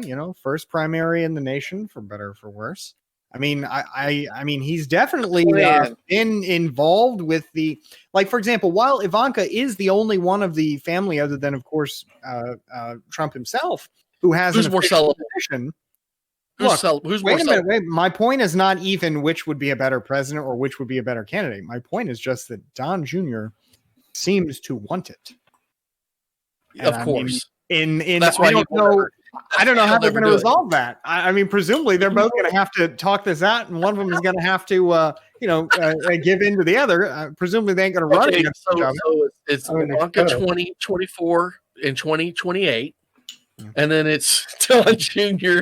32 and 36. Do you have any issue with, like, is there anything like, do you like the notion of voting for, I guess, a family? No, I don't. I'm trolling. Look, okay, for those that don't know, apparently y'all don't know either. If you see me grin, I'm trolling or memeing. I can't hold a straight face when I'm fucking talking shit, okay? But if that's the case, like, so then what do you think is really going to happen then? I really think that was a setup, though. I really think that's what they're going to try to do, because the brand and the family has so much leverage in the Republican Party right now. Think about this. Trump didn't win for himself based off of what we know right now. And we all are sitting here going, okay, right? But he put a ton of Republicans in office, and he kept a ton of Republicans in office. So for someone who's so shitty, he kept the brand, the new Republican brand that he's built, together. And like we've all, like even Red Gray, I agree with him. That new format that we see, and also what Killer Seek said, it's more blacks, more Hispanics, Latinos, Asian, you name every fucking minority, that those numbers are up for the Republican Party higher than they've ever been. So he did something, And I think that the whole plan was always to have Ivanka pull the Bush thing or pull the Clinton thing, i.e., try to do the family thing. I'm being honest. That's just what I think is going to happen. No conspiracy, no bullshit. I'm throwing it out there. Redneck 2020 is saying it, and so if it happens, y'all come back at me if I'm still alive and tell me Jesus Christ. Yeah, I don't know. I'm curious. I know that the Trump wing will definitely be around forever, or not, maybe not forever, but for a very long time. Even if Trump himself does not run again in 4 years, assuming he loses. You think he would? You well, really think he would? He wouldn't be too old for it. I mean, Joe Biden is about 4 or 5 years older than he is, so Trump would be about his age. So it wouldn't be unprecedented from that perspective. I mean, he's a pretty energetic guy at 74, so he'll probably be pretty energetic at 78, unless something happens to him. I think he's going to be as hateful as Hillary. I don't think his pride's going to let him just come try to. I don't think he can. But unlike Hillary, I mean, he did win at least one time, so he's got that that he can always. Look, I wish Hillary won, but Trump What if he won. gets prosecuted? So yeah, that's true. That could happen. He's not going What do you to. think Pixie. would happen? He won't. He's not going to get prosecuted. Well, Wait, before you write off what what Pixie's saying, I'm saying it because they're okay. If you want me to concede that they're going to prosecute Trump, then you have to concede they're going to prosecute Biden as well. there's a difference. No, hold on. Let's explore this because I want to understand. What Pixie, I'm no difference. curious what you're saying. I'm curious if Pixie, you can expand on that, because Trump faces risks not just federally but at the state level, and Yeah, nobody, that's what I was talking about. Yeah, he can't pardon himself at the state level. So Pixie, sorry, please. Yeah, no, it's okay. From what I've been reading, it looks like Donald Trump has committed various cases of fraud, or at least tax fraud within New York, which is the state level. So if they do, for the past years, they've been wanting to prosecute him, but I believe the Department of Justice basically was like, whoa, hold on there, you can't fucking do that while he's president. That's not allowed. So you're gonna just have to wait until afterwards. So his election is coming to a close. Once he's out of office, he doesn't have that sort of immunity left. It's completely plausible, and I would go as far as to say realistic if the New York State decides to prosecute him. Which then leads to a question, if he gets convicted guilty on the state level, the only person that can pardon him would be the governor of New York, which I doubt would happen. So he would be in state jail. He would be jailed. So what happens then, basically? Can we go back to the point that Redneck said that if they're gonna put Trump in jail, they're gonna have to put Biden in jail? I would like to understand his rationale there. You can't have your cake and eat it too. They're both guilty for the same shit. Oh my God, Redneck. Could you just tell me what it is as opposed to just throwing out ethereal, general blanket statements? Just tell me what the crime is. Because Pixie said tax fraud. What's your crime? With Biden? Money laundering? Money laundering, or would it be called bribe? Or would it be called treason? Or would it be called... So, what do you want to call answering all those questions, right? Answering all of your claims, right? That I'm very happy to deal with right here. I didn't expect to be defending Biden. Is this a red, gray, blue redneck night? I mean, what's the deal? Well, what's the just deal? to be clear, I think red, gray, blue is having. I haven't seen. I haven't been on a podcast with red, gray, blue before, and I am. When he gets going, I'm listening. So I'm trying not to make it the 2-on-1 night. It's kind of you, Bastian. I appreciate that. There's Look, 3 and if 3. anybody else wants to bring up a topic, feel free. I'm just Stop being addressing the stuff friends, that kill you each throw other. out there. Okay, so you're sitting here telling me you're sitting here trying to tell me that I'm being conspiracy theorist to say that Biden is fucking corrupt. Actually, I did not tell you any of those things. All I asked you was simply, what crime would he get arrested for and put in jail for? When you said that if Trump is going to go thrown in jail, Biden's going to get thrown in jail. And that is all I asked you. You want me, I told Pixie, if you want me to accept that Trump goes to jail, then you have to accept Biden goes to jail. Now you're asking me, what is it, right? You're asking me what for? And I said, do you want to call it treason? Do you want to call it money laundering? Do you want to call it, what do you want to call what he has done? You can pick any charge. I'm willing to grant you any charge you like. I'm just trying to get you to answer it without picking all kinds of things, because you don't know how to seem to pick one thing. So feel free to pick one, any of them. I'm happy to run with it. I know what he's guilty of. He's guilty of having a fucking Chad son with a big fucking dick and a crack pipe. Amen, bro. I mean, his son is hung. That's fine. I'll give him that. I mean, I It's won't true, argue bro. that shit. I won't argue that. That's a decent take. I mean, I couldn't. There's no fucking way I could pull that off. You know, man got a foot job. Is that a crime in 2020? Shouldn't be in my America. But he sold access, and if the evidence is true and it's not a conspiracy, then what he's been accused of, i.e., Big Daddy receiving money through son for special appointment and access. If that actually happened, whatever the legal definition is, Mr. Bastiat, please define it for Mr. Red, Gray, Blue, since I'm too stupid and my 2 brain cells aren't fast enough. But if any of that is true, then he would go to jail too. That's fine. And no one's going to contend with that. Like, yeah, if those are guilty crimes, those are guilty crimes. No one's arguing that. That's why I was asking you where you like, let me point out your sentence. Let me point out your sentence structure here. What you said was that if Trump goes to jail for something, then I have to think that Biden's going to go to jail for something else. Biden has to as well. Or else you see how they're not sequential steps in any form of linear logic. Bullshit. No, wait. You're saying that it's just to be clear. You're saying that if Trump also then Biden, but it would be 2 independent things. It's also possible, for example, the only reason he's going to jail now because he's coming out as president, and I'm saying the only reason fucking Biden's going into jail is going into presidency is to stay the fuck out of jail. But they're still going to put his ass in jail too. If you think they're going to put Trump in jail. If y'all think that, then I'm telling you they'll put Biden's ass in jail too if he lives past the presidency. Okay, give me a second. I need to go get a drink. Mr. Geek, my French moderator, is still here, so he will moderate in place of me while I'm gone for 5 minutes. Okay, I'll be right back. So my question to you, Redneck, is Yes, ma'am.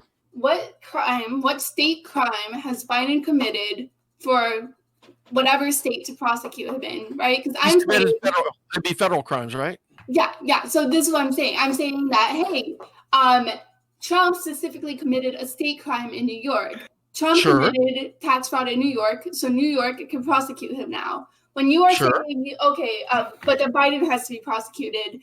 Biden also has committed. So if any of the things I mentioned are true, Biden has 2, just like Trump. He has state and federal prosecutorial charges. Because if he accepted $10 million to go and say, okay, yes, I'll meet with so-and-so. If that happened, right? If that actually happened, then the state that Biden pays taxes out of needs to see that money came in and was income. And if he didn't report it because it was illegally gained, the federal's got him and so does the state. Because that's exactly what they're accusing Trump of. It's the same thing. It's money laundering. It's tax evasion, right? It's not showing what you earned. Biden will claim dementia as an excuse. Right, he will. It is possible, though. It is possible to imagine a scenario where Biden did it. Just to be clear, whatever. It's possible to imagine a situation where Biden did it and Trump didn't, and also one where Trump did it and Biden didn't. Right? I'm sorry. Seriously, you cut out half of that. It's okay. It's possible to imagine a situation where one of them did what they were accused of, and the other did not. Sure. So why is it that you're saying then that if Trump I'm a fucking Trumpian, man? Come on, I got to stand up for him tonight. Nobody else is on this fucking panel. That's why I'm here. You motherfuckers don't pay attention. That's why Dylan brings me here. I'm stupid enough to sit here and tell y'all the fucking everyday Americans what they're saying at home. Redneck, look, hey, I'm all for you being conservative, dude. Like, I really am. But like, why are you lowering the quality? Whatever you are, whatever argument you're putting forward, why do you have to make it look like the people that support Trump are idiots? Because not all people that support Trump are idiots. I'm not. You're kind of making it feel like that. Because that's how you want. That's exactly what the left and everybody that doesn't believe in Trump do. That's how they treat us right here. Oh, you're being a fucking idiot. You're being a fucking idiot. We don't agree with you. I'm telling you, if you didn't use linear logic to explain your points. Let's go. I'm right here. If you want to say that it's all Biden, it's all Trump only. Trump is the only motherfucker that's committed a crime, and you are unwilling to sit here and say that Biden has not. Right? And that's the comparison. I said to Pixie, if you expect me to accept that they're going to put Trump's ass in jail, then I'm telling you, expect them to put Biden's ass in jail, because I'd have to see that same level of prosecutorial procedure happen because of the exact same evidence. We have the same evidence for Biden that you have for fucking Trump. That's it. I believe there's evidence. I understand where you're coming from. Well, don't call me an idiot then, because that's exactly what I'm saying. You think that fucking laptop? Redneck, could you listen for a second? Could you listen for a second? Could you listen for a second? Could you listen for a second? Nope. Bastiat explained it to you, right? He said very simply that if Trump is innocent, it does not necessarily mean that Biden is not innocent. In the same way that if Biden is guilty, it does not necessitate that Trump is guilty. It goes the opposite direction. We can agree. I'm saying I think they're both guilty. How about that? And that's fine. Like I can support you with you. I can completely agree with you. But what you're saying is different. Because you it's not. Oh my God. You fucking hear what you want to hear. I answered Pixie by saying one thing. I said, if you expect them to jail Trump, then you better expect them to jail Biden. And that is something that every Trump supporter would tell you if they were here right now. And then that statement became, you don't have to point out logic. You want to logically go down this? Just because one person's guilty doesn't mean the other person's guilty? Of fucking course. That's what lawyers are for. That's what our fucking judicial system's for. I mean, Red Gray, how stupid you want to make the argument tonight? How minutia you want to get making any argument stupid, but hey, okay, fine. I'm sure like everyone really thinks that I've just gone down this route that have just made it completely stupid. You're right.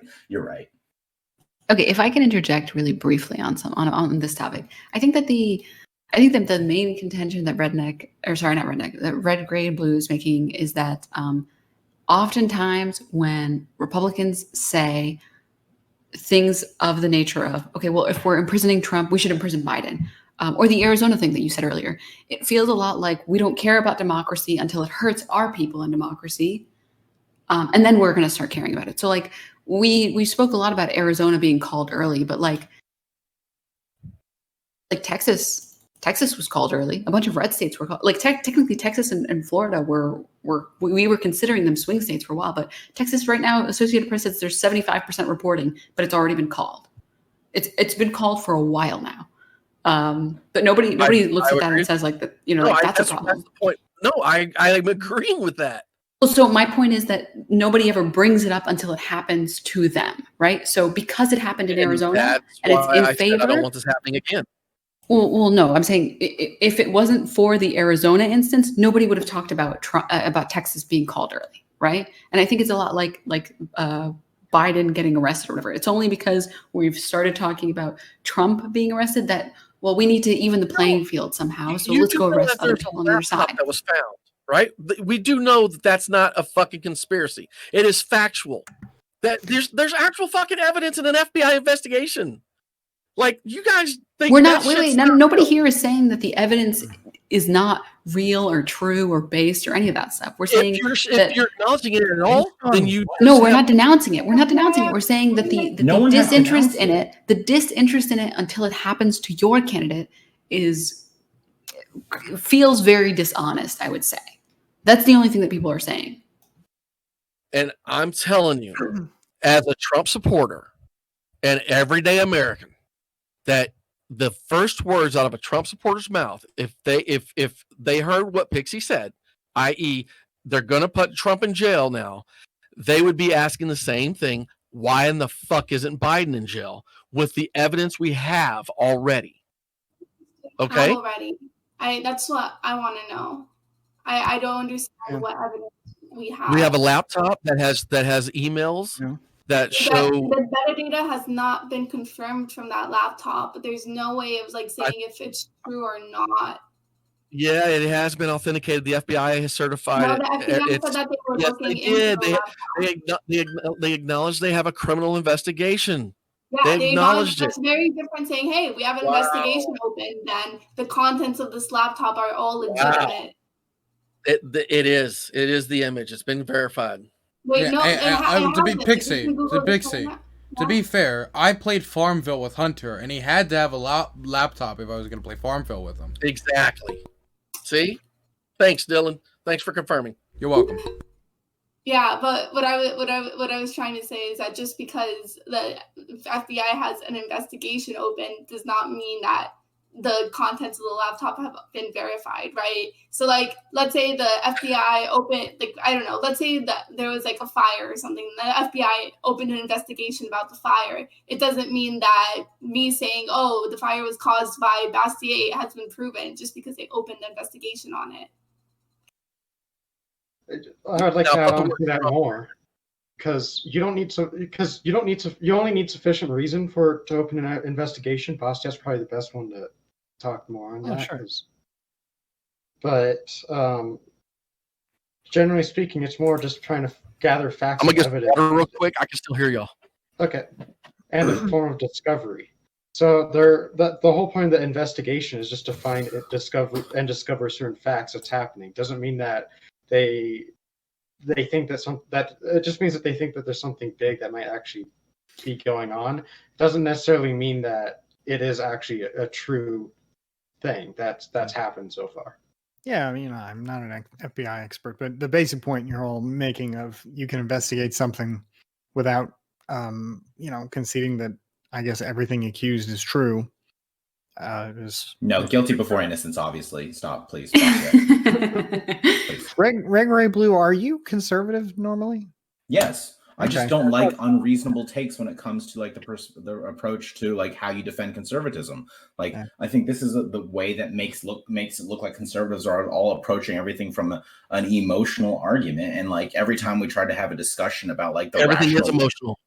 Everything is emotional. Exactly. Everybody votes. as Everybody Redneck votes says, as Redneck says, everything's emotional, as you can tell by his argumentative style. So it's, practically speaking, like, I'm not trying to convince him, right? And that's okay. I'm not trying to. Mm-hmm. Okay. You contest that people don't make their choices off their feelings. No, I mean, see, you construed all that out of nothing. Like, I didn't even say people make decisions off of only logic. Like, you make these irrational leaps out of nowhere. I make them very black and white, like real simple. Yeah, not and you red, get gray, them blue. wrong like most of the time. That's what's funny about your black and whites. Oh, flip your ears up, bitch. Boom. Wait, Redneck. Love it. What? What did I do? Did you say the word? No, he didn't say anything. I can vouch for it. What did I say? Did I say the word? I didn't say the C word, did I? No, not that one. Not that one. Did I say the B word? Yes, you did. God damn it. So I think right now what we're seeing between Red, Gray, Blue and Redneck are the kind of two sides of the Republican sort of, conservative movement.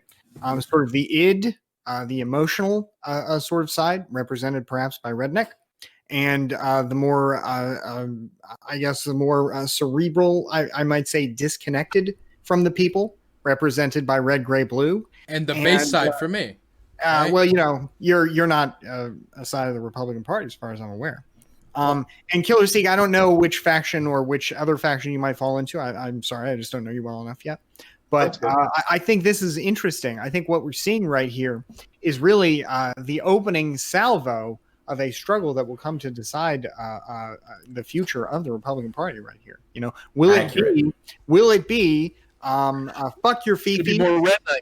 It's gonna be more rednecks. Will it be more redneck? It could be. I mean, redneck is a voter, same as anyone else. Or it could be more red, gray, blue. Although I am suspicious, red, gray, blue.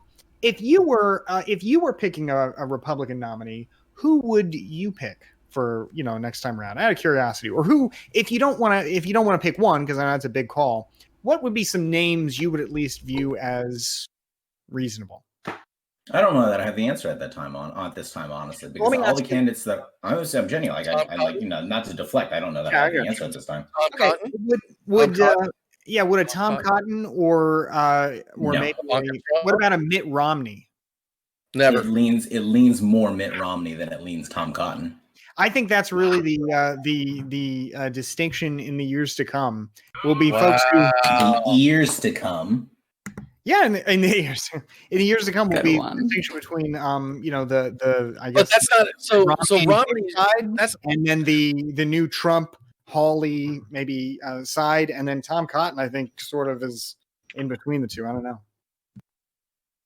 The Romney is the never Trumpers, right? That's what they are. They're the never Trumpers.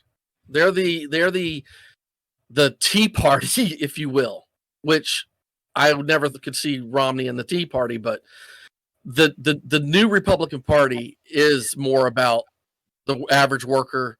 It is about minorities. It's more about social. They are more about social programs. I mean, I think so. I think that Trump has actually done more to change Republicans by, like, think about pre-existing conditions. Just that alone, like forcing Mitch McConnell and them to say, look, no, we got to figure out a way to make pre-existing conditions something. That's a change. And that's a change from now Romney. I'm going to give him this before you go with the red, gray, blue. I got you. I will give it to Romney, though. Romney did have the Romney plan, which ended up becoming Obamacare. So Romney does have a track record for having health care, and he afforded it in his state, but I don't see him being able to pull it off on a national level. So if we think the direction of our party is Romney, I think it's Tom Cotton or Ivanka. Okay, there's two people with their hands raised. I'm going to throw it to Killer Seek, because Killer Seek has not gotten a real chance to talk at length, so I want to throw it to him. Well, anyhow, I think we're looking at old Red Guard Republicans or people that have existed for a while, which doesn't make sense when you're talking about the new wave of conservatives that are coming in. To me, it would make a lot more sense to be talking about or seeing changes with the newer Republican Party, talking about people like Dan Crenshaw coming into office and seeing their politics, rather than looking at Mitch McConnell or, you know what I mean? The people have been around for decades. It doesn't make any sense to me to go, oh, because this guy's been around for decades with their new conservative party, he must be the next chance to be a president or something like that. You're going to start seeing a new wave of just different people. And you're already kind of seeing this because I believe that there's even minority Republicans, I don't know how else to say it, that's fairly politically correct, are starting to run for office. And I think maybe a couple of them got voted in. I haven't really looked into it. But you're just starting to see now, after the Trump movement starting to come to its end, or the Trump era, now you're starting to see the actual conservatives that were being produced from that era. Hey, Red Gray, you were next. No, I mean, I'll agree with Redneck in his comment about how Trump is appealing to the working class people, right? Because that is, I think, a solid message that Trump has really tapped into. However, I'm not sure that the policies are necessarily productive for the working class in the long term. They're very nice short-term policies to help make them feel good about themselves for the next 5 years because they think somehow, we can sustain a manufacturing industry in a service economy. But that's fine, right? Let's just do those kind of policies. And it seems very short-sighted and very short-term wins for all the manufacturing class or the working class population. While the rhetoric is correct, I think the policies are lame. Yeah, I want to agree with you here on Red Gray, and I actually wanted to take it back to something Pixie said like a bit earlier, which was about the outreach to the Republican Party, because I think a lot of the people, like the vast majority of people who are voting like Trump, they're not actual QAnoners. They're not like actual like fucking the actual neo-Nazis that have like swastikas fucking tattooed on themselves. And in 2020, the majority of Trump voters, the 70 million people who voted Trump, that's not the people in there. The people in there, the vast majority of them are people who feel very tired of seeing quote unquote democratic elitists who they feel don't represent them, even if they have policies that are benefiting them. They feel like the persona of this person isn't built to help them. So when they see someone like Trump, they see someone saying, I want to make America great again. I like middle America. It's very easy to forget the fact that he's a New Yorker, a billionaire New Yorker. And you just completely ignore that, right? Because the opposition looks so bad, right? The opposition looks so clean and prim and proper and everything. And I think one of the most important things, not just on like a voting basis, but also on a unifying front, is the outreach to Republicans, where it's like, or Trumpers, or whatever word you want to use, conservatives, where it's like, hey, look, we do have policies that help the working class. We love the working class, okay? We want to do things that help the working class. Here are the things we want to do. Here are the jobs we want to provide you guys. Here's the healthcare. You guys have pre-existing conditions here. When they do these surveys and they add more words in these questions, and they say, hey, by the way, Medicare for all, you get to keep your provider. And if you have conditions, you don't have to worry about that. And the amount that you're paying is not going to be more than what you're already paying. Like, we can assure you all of these things, right? And I think that's the most difficult thing, which is explaining to people who are Trump supporters, which is the vast majority of them, who are genuinely, they just want an out. They just want to know that their government is trying to look out for them, and explaining to them and showing them that we want to do this. We want to do this for them. We want to provide them the things that they need, that we don't just care about the coastal areas, that we care about the working class. If you're a fucking farmer in like Iowa or something, like, yeah, we care about your job just as much as we care about the fucking people sitting in their fucking towers and shit. Like, we view these things as like equal. And I think that the problem is Trump supporters don't feel like Democrats think this. Whether or not it's true isn't relevant. Republicans don't feel this way. Yeah, I don't. Okay, so I'm not gonna make this like the claim that I see like a lot of people make, that's like, oh, Bernie Sanders would have won by a landslide this time, et cetera, et cetera. The claim I will make is that it seems like during the primaries, he did have a lot of Hispanic support, like Black support, not nearly as much as Biden. And I think like the reason for that, and this is just like coming like from my personal analysis, from like being Puerto Rican, from seeing like talking to other Hispanic people, et cetera, is that like it's really fucking tragic, because I think like a lot of people who come to America, or a lot of people who have come from like a Hispanic background, actually like do believe in the concept of like hard work a lot, right? And then the concept of like you can make it if you just like put enough fucking hours in. And then there's also like conservative Catholicism as well, which makes everything more complicated. But basically what I'm trying to get at here is that I think I think like Trump has this rhetoric of like, oh, bringing jobs back to America, like making America great again, and increasing like our working class population, like being able to have more job opportunities. And if you're a person who's part of the working class, who's like a minority, and you see him talking all this stuff, and your family has been struggling economically, like to me, it's not that big of a surprise to start buying into it, to start being like, hey, like this guy is talking about bringing back jobs and making the economy better. And I'm a hard worker. I'm not like those lazy insert X group here or Y group here. Like, why the fuck am I not receiving anything? Okay, it's because of them. And it becomes basically very, very complicated, very like ugly in a way. And I think the Democratic Party really has to do a good job in the upcoming years reaching out to these groups and like listening to their economic concerns, and focusing on like, okay, you want jobs, like manufacturing is a dying industry, but we're going to try to bring you like, hey, like this plethora of jobs in the Green New Deal, for example. Or, hey, you know what, we're going to focus on building like a shit ton of new railroads and like helping you guys out. Because as it seems right now, people don't feel like the Democrats care about the working class. The Democrat, but you just nailed it. You just said manufacturing is dying. Why is manufacturing dying when you just said we need to rebuild our infrastructure? That should buy us manufacturing in the U.S. for another 50 years if that's the case. Okay. I mean, could we stop for one moment here? We have a call-in buddy here. We have a Freddie buddy who had to cancel, but knew so much about this topic, was so devoted about this topic that they just had to come in here. Would you like to unmute, sir? Yeah, I mean, listen, I was hearing a lot of people say things, and I just kind of was sitting there like wanting to bash my head in.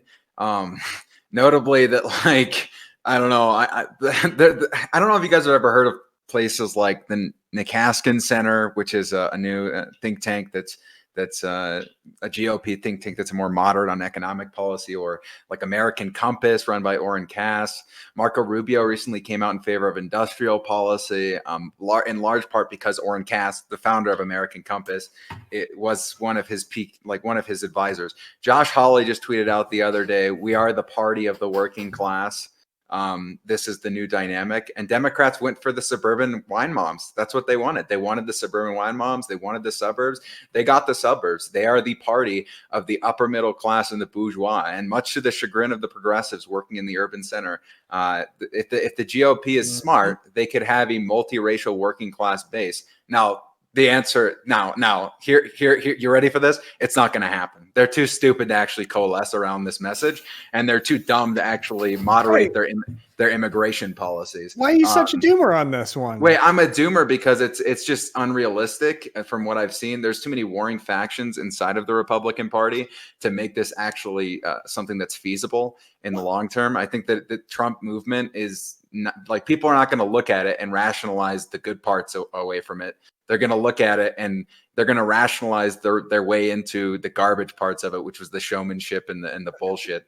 Wait a minute. What I'm curious about, like, I mean, again, I don't really want your scenario to come to pass because I guess I want the Democrats to win. But out of curiosity, though, I guess, like, if you view Trump maybe as a Goldwater type figure, I mean, is it not? I mean, of course, Goldwater lost, but, you know, in the sense of Trump is the rougher version of things to come, perhaps. Then Ronald Reagan comes along, you know, about, I guess a decade later, and starts building a movement of conservatives who share a lot of Goldwater's ideas, but he's more disciplined. He's got a background where he's much more polished, much more presentable. He unites different factions of, Cold War defense conservatives, social conservatives, free market conservatives who, I mean, these were groups who didn't agree on everything, but he did manage to unite them. So I guess my point is, like, this has happened. The same thing hasn't happened before, but there has been a unification of different disparate factions under a competent leader in the past. So I guess really you just need the right person to bring them together, right? I'm not saying it's impossible, and there are some natural alliances there, especially if you have somebody who's like, I don't know, it seems rather obvious to me that somebody who's not like for just unregulated free trade and who is like for protectionism and for industrial policy would probably fit well with somebody who's like a China hawk. You could say, like, these people are like probably have a lot of different policy prescriptions that are in line with each other. And you can kind of see this with the Tom Cottons of the world working with people like, I don't know, Marco Rubio. Josh Hawley is in the same camp as fucking Tom Cotton in my eyes. So I wouldn't even, I don't like Josh Hawley. I think he's a fraud. Anyways, that's besides the point. Wait. I would have thought you would have loved Josh Hawley. I've met him. Bash. Yeah, wow. I don't like him. Yeah. Wow. Okay. Well, I mean, what Ender's saying goes to the point, though, right? Is that earlier we made the comment around we need a unifying figure at some later phase and later date. So it goes to what you're saying as well, Boss. Yeah, that long term there has to be some form of transformation to make this platform into something that is actually cohesive across the, as you posed it, as the id versus the ego at some point, right? You're going to have this combination and the unification of these parties if you're actually going to get to that, that point where the Republican Party is actually a viable party, unless the country is interested in going down the route of, really awkward off-fash, land. You know what I mean? I think Mitt Romney is personally, like you said something about this earlier, Gribbler. I think Mitt Romney is going to fit better into the realignment of the Democratic Party than he will of the Republican Party, to be completely honest. Yeah. But I mean, that suggests that, like, the left is, I mean, if they're around, like the lefties, the AOC, they're going to be irrelevant. I mean, to be honest with you, they're going to be stuck in their urban centers. Like they have no way of building a coalition that spans rural areas. So they're screwed. I mean, don't they? No, I have tried to appeal to working class people. Did you not like the Bernie Sanders, AOC, those people. So many of these people that yes. Yeah, they lost, but they still kind of, I don't want to say fundamentally changed the Democratic Party, but have altered it a very, they're going to lose. Yeah, unless they alter. What Ender's saying is that they're not. It's not that they lose, right? It's that they're isolated verticals that they can't build coalitions outside of the. I would. Okay, let me explain. If you want, I could find the amount of progressives that have increased in the past few years. And don't get me wrong, it's not like a huge giant. No, it's 16% flips, but it's rising. I fundamentally agree. Let me clarify for you so it doesn't sound like I'm just shitting on progressive with no thought process towards it, okay? There are a group of people, largely union members, who actually agree with you, Pixie, who agree fundamentally on economic takes, and they just if you just went and talked to them about economic issues, fundamentally, they'd probably end up agreeing with you. But these groups of people are disproportionately going for people like Donald Trump now, and they're disproportionately voting for Republicans. Now, why is that when these are the same people who have destroyed the union movement in the United States? It's because the progressive movement within the Democratic Party doesn't have room for people who are outside the orthodoxy of their social movement. Okay. So let's say you have a union worker who is religious, right? And they're Christian and they're pro-life and they live a very conservative lifestyle inside of their own home. Do you think they're going to feel very welcome inside of a movement with people who, whose entire life is about social justice? So there's a couple of things to break down here. I would say that the current movement is trying to be inclusive towards all types. Now, but it's true. I mean, like Ilhan Omar is like a Muslim. Now, if you're talking to me about like the traditional white Christian man, who feels— Where do Somalis live? Can I finish? Okay. If you're talking about like the traditional like white Christian man or whatever who feels, not so comfortable with like seeing the new minorities in town, Yes. or some shit like that, I then mean, yeah, way to that's going to insult them, be— but not that, but okay. Okay. The thing it's going to be hard to recruit them, but that It's not actually. They did it in the 1930s. That's actually how FDR's movement got off the ground. They reached out to communitarians, and they had Democratic senators in states like Wyoming. It's possible. I'm not saying that. Yeah, but I would it's like not gonna happen. Endernax. I would like to hear the end of Pixie's statement. All right, I'm sorry. Yeah, no, it's okay. Like what I was trying to say is just like, it might be like a difficult process to get there, especially with like how divided the country is right now, but it's not impossible. I would say like it's unfair to just like 100% write it off. I think like, that's basically it. I think if you're just saying like, oh no, like they're too SJW or whatever, they're never going to reach out to like these other like communities. Like, I don't know, like I would disagree with you. It seems like they're very focused within their own communities. And I think that there's a lot of potential to reach out towards others as well. Like I like to be like, oh no, they're just like the crazy SJWs. Just sounds like something you see at Fox or something, or I don't know, like seeing people agree about the new social justice movement or whatever. Like it's still a possible thing to reach out towards these other groups. Yeah. Okay. I would just say that to the average person, it seems like this is what the Democratic Party is focused on. It's probably the only unifying vision that they can get behind. And so that's what it comes across as being their primary focus. I mean, you just had, I think it was literally Claire McCaskill on MSNBC, who's a Democratic Democratic senator who got ousted in conservative state Missouri by Josh Hawley, in large part because of this refocus on social issues. And then there was also, I think, Andrew Yang just went on MSNBC and also spoke about how, all the people that he talked to, all of the truckers, all of the waitresses, as soon as they found out that he was a Democrat, they were immediately turned off to any of his ideas. It was like, he had just told them that he was evil. Like they didn't want to speak to him anymore because he was attached to this raving band of lunatics who are all out to get these people because they think they're racists or they think they're homophobes. I mean, there are a lot of people that I know in the state of Texas who genuinely believe that the left are out to destroy their way of life, right? And I know that this like you sounds like some kind of crazy Fox News kind of land, but this is reality, right? And I mean this genuinely because people actually believe this en masse, right? And I mean, like, look at the number of people that voted for Trump, and I genuinely believe that they feel like their way of life is under attack. I mean, like, destruction is at hand. Like, I'm sure the conservatives in my family are literally going around pacing around their home and just thinking, oh my God, this is the end, right? Like, I know this is happening, right? So the point that he's making, right, is fundamentally that bridging this chasm, not just this gap, a chasm within this party is going to be extremely challenging for any amazing, leader on the Democratic side to pull these people back over. Yeah, that's I literally was saying something like similar to that earlier. That that's a sentiment I agree with. The sentiment I don't agree with is that, it's like impossible to do so. No, it's difficult. It's pretty impossible. It's impossible. I don't know. It's impossible. You gotta change your perception. And It's with your impossible. ideas, they all have this negative perception where a lot of rural people feel like that they're being judged on their race or being attacked by it, by their sexuality, or their culture in general is being attacked. And then when you go onto Twitter, you have people who are on the very left wing memeing on them, making fun of them. They go, oh, those flyover states, no one even cares about them.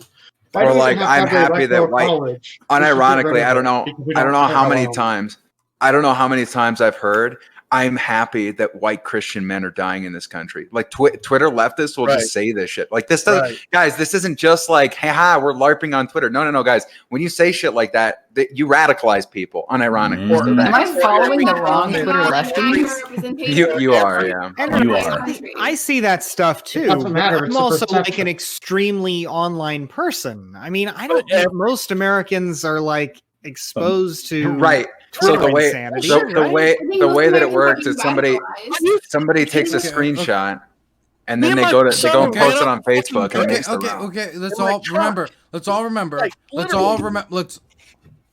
Let's all remember that there's only so much information people can take in at a time, and so if we're all yelling at the same time, I'm not gonna be able to understand anything you're saying, and nobody that's listening is gonna be able to understand everything you're saying. So please do your best to allow time for other people to talk, and to wait for somebody to finish before you speak up on most occasions. Okay. Endernax, is there anything else you want to contribute before heading out?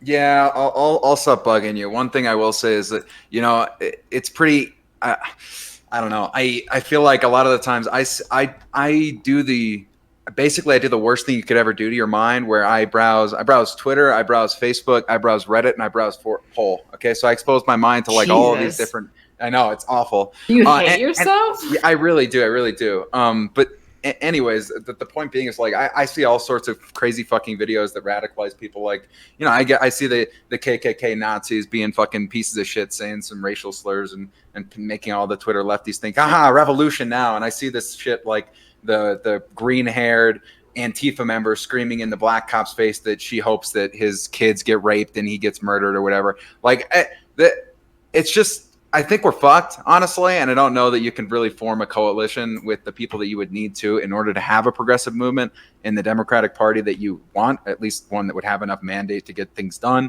And I'm kind of a doomer on the GOP getting anything like that done either, just because I think that the factions they have to unite are fundamentally not going to agree on the economic takes they would need to have their own mandate. And so I'll just leave you with that. Wait, now I'm curious. Do you think like a civil war is gonna happen? Like, what do you think is gonna happen? Like, since it's doomer on both sides, out of curiosity. I mean, who knows? We might get lucky and somebody like a uniting candidate, maybe somebody like on the Democratic side, Andrew Yang comes to mind, and I'm completely biased. Or on the Republican side, maybe somebody like a Mitt Romney could do something. I don't know. These people are they're like soothsayers to certain groups of people on the other side, it feels like. Okay, that's enough for you now, Endernax. I'll see you later. So you go cancel last care, second on Endernax. somebody else's podcast, okay? Okay, see you later. Wonderful. We're gonna. Is there anything else anybody want to elaborate on this topic? Any things anybody wanted to talk about before we moved on to the last topic of the night? No. Okay. Tonight's been a pretty relatively chill roundtable, which I think is good after last week's roundtable and after a pretty heated election. So we're gonna go into the last topic, which I think is finally gonna be the one where we see some partisan lines. What will a Biden administration look like? I'll repeat the question one more time for the people in the back. What will a Biden administration look like? Man, you guys got some creaky fucking chairs. Jesus. I'm going to start in the top left-hand corner with Bastiat. Okay, I think it'll be pretty moderate about basically restoring, I guess, the pre-Trump status quo with respect to foreign policy, trying to rebuild our alliances. Maybe he'll continue on with some of what President Trump did with those Middle East peace initiatives. Otherwise, though, you know, we'll hop back into the Paris Climate Accords, maybe try another Iran deal. He'll try, I think, to make it a priority to reestablish the credibility of our NATO alliance and our alliances with our partners in East Asia. But, you know, he'll also be continuing, I think, a little bit of what President Trump has done too, like by reaching out to India more thoroughly. So I think we'll see that in terms of foreign affairs. I don't think we'll see any new wars, but I also don't think we'll see any. You know, I think he did actually talk about winding down the conflict in Yemen, which maybe you know more about than I do, Dylan. But I do remember Joe Biden talked about that. Otherwise, I don't think he'll. I don't know that he'll come to any kind of peace deal with the Taliban or something like President Trump was trying to do, because Joe Biden has been, campaigning on this whole end the forever war stuff. So that's my guess abroad. And then domestically, I think a lot really seems to depend on how this Georgia Senate runoff goes. Because if Joe Biden has a 50 seats in the Senate, then Kamala Harris will be the tie-breaking vote. So they'll have, in effect, a majority. In that case, Biden will be able to do, I think, a mix of moderate and progressive initiatives. I think he'll try to expand healthcare. I think he will try to keep certain parts of the Trump tax cuts and get rid of other parts of the Trump tax cuts, particularly those that benefit the richest. And I think he will try to move for some action on climate. And I think before any of that, he'll probably try and get House Resolution, House Bill 1 through, which is, I think, the Votes for the People Act or something like that. It's some voting rights legislation that would really overhaul the voting system to try and basically guarantee things like same-day registration and so on and so forth. So I think that's what you'd see if he gets that 50-vote majority in the Senate. But I think it's also perhaps likelier that they won't get the Senate and that he'll have to compensate with, he'll have to come to terms with McConnell on a lot. And in that case, he'll have to rely a lot more on executive action. Either way, though, the things he can do executively, immigration, he'll probably, undo what Trump has done in that sense, go back to the way things were, hopefully better because, as is so often pointed out, the kids in cages stuff did begin, under Obama, Biden. So I think, I don't know, it's hard to say, but a lot depends on that Georgia Senate election. If they don't get the Senate, he'll be a moderate president with a theme of like restoration, right? And that's, I think it'll be a good thing. Yeah. Okay, to clarify, both to answer your question, I just know it offhand. Kamala Harris and Joe Biden have said they will end support for the Saudi war in Yemen. And I do want to just rebuke somebody in chat. No, the war in Yemen is not over. I don't know where you got the piece of information from, but I think yesterday it was like, what was it? Like 5 children were injured in like Houthi shelling. So I mean, like, the Houthis did not give up. They're still fighting. Anyway, I'm gonna throw it over to Dennis now. Yeah, I'm gonna have to say that I've spoken about the fact that probably under Biden, what we're gonna get is a lot of just going back to what it looked like pre-Trump, right? Pulling us back into the Paris Accord. Maybe working something new out with Iran. Basically, exactly what Cassie is talking about. I think that like we may see some progressive stuff, which would be really, really cool. I don't know if anyone has seen it, but he has shown support for Warren's student loan forgiveness. I think like up to like $10,000 or something to like, help people out. Students who feel that they need a college degree, who went to school and got fucked over by our predatory loan system. I think that that's a very progressive platform to run on. And yeah, so we might see things like that. We might see some progression in like Obamacare, ACA. I do think it all comes with the caveat that without a Senate majority, it will be incredibly difficult. And I don't think we should get our hopes up too high because it's very likely that we get fucked over a little bit. But I think that we can wait and see what'll come of it. But yeah. Okay, next I'm going to throw it over to Redneck.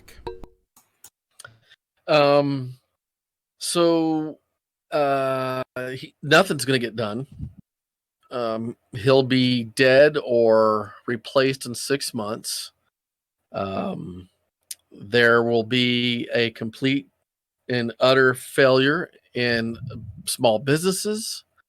All of the reasons why are going to be because of exactly how Pixie described me earlier. The white male who hates all the minorities because he's a Christian and he's a white male. That's where that divide is not going to get anywhere accomplished.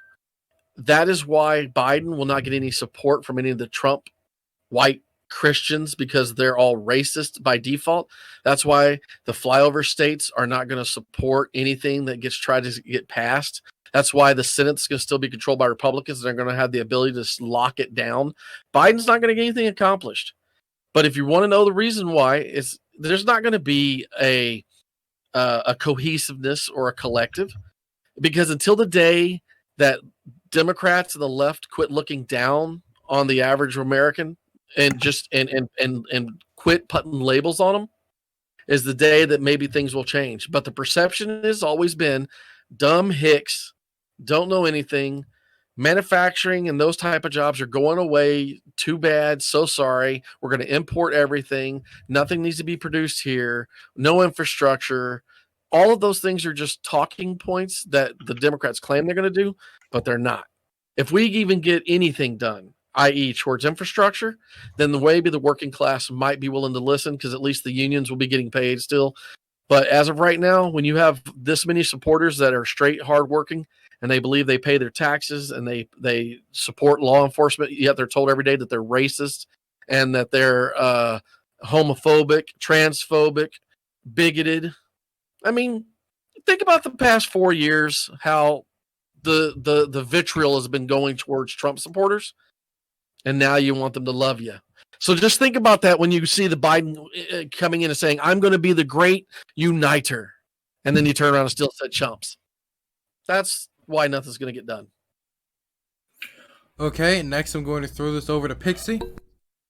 First of all, I don't understand where your claims of how I felt about white Christian men came from, because What's your exact comment earlier? You said white Christian men who don't like. Okay, wait. Okay.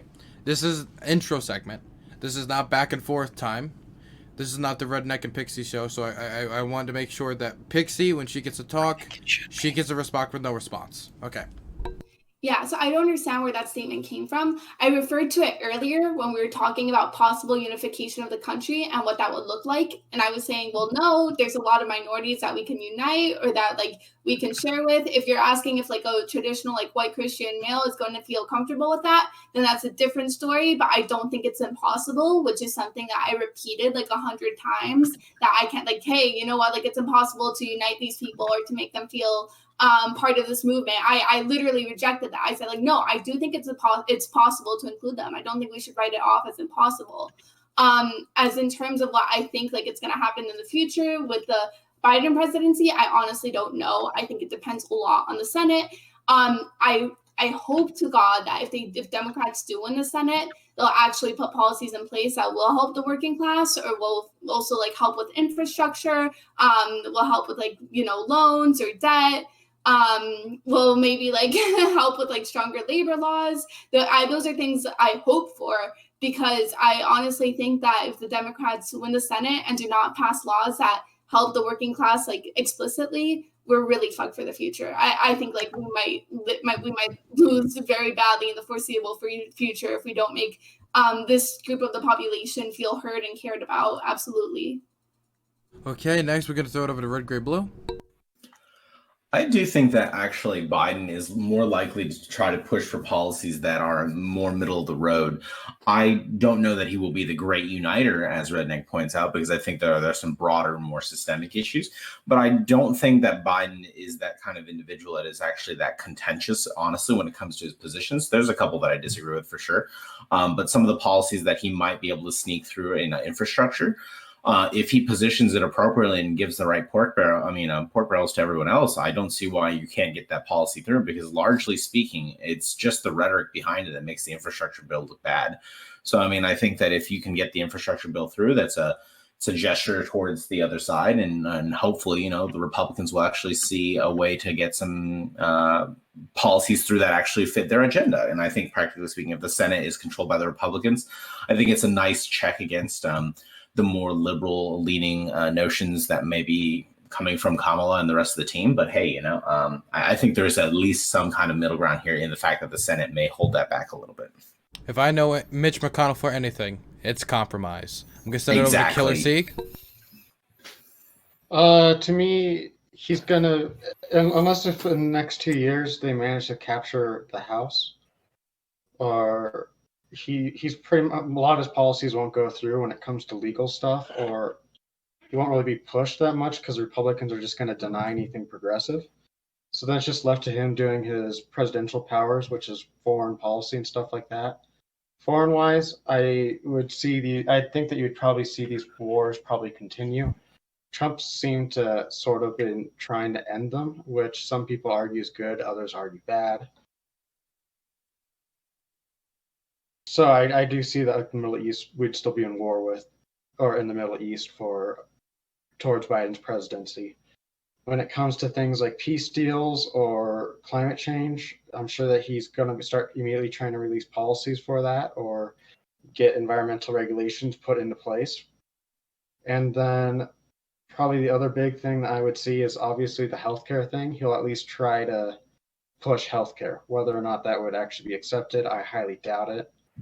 And I think if he does push it through, it would be cut up heavily by the Republicans running into the exact same flaws or faults that Obamacare did, which many argue is why Obamacare doesn't work that well as it currently is. Okay. Next, we're going to throw it to the general conversation.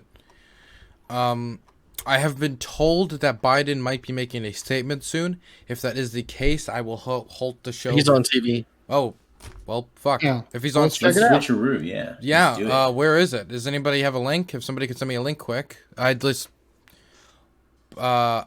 would like to, watch this on stream. I damn sure ain't fucking sending you one.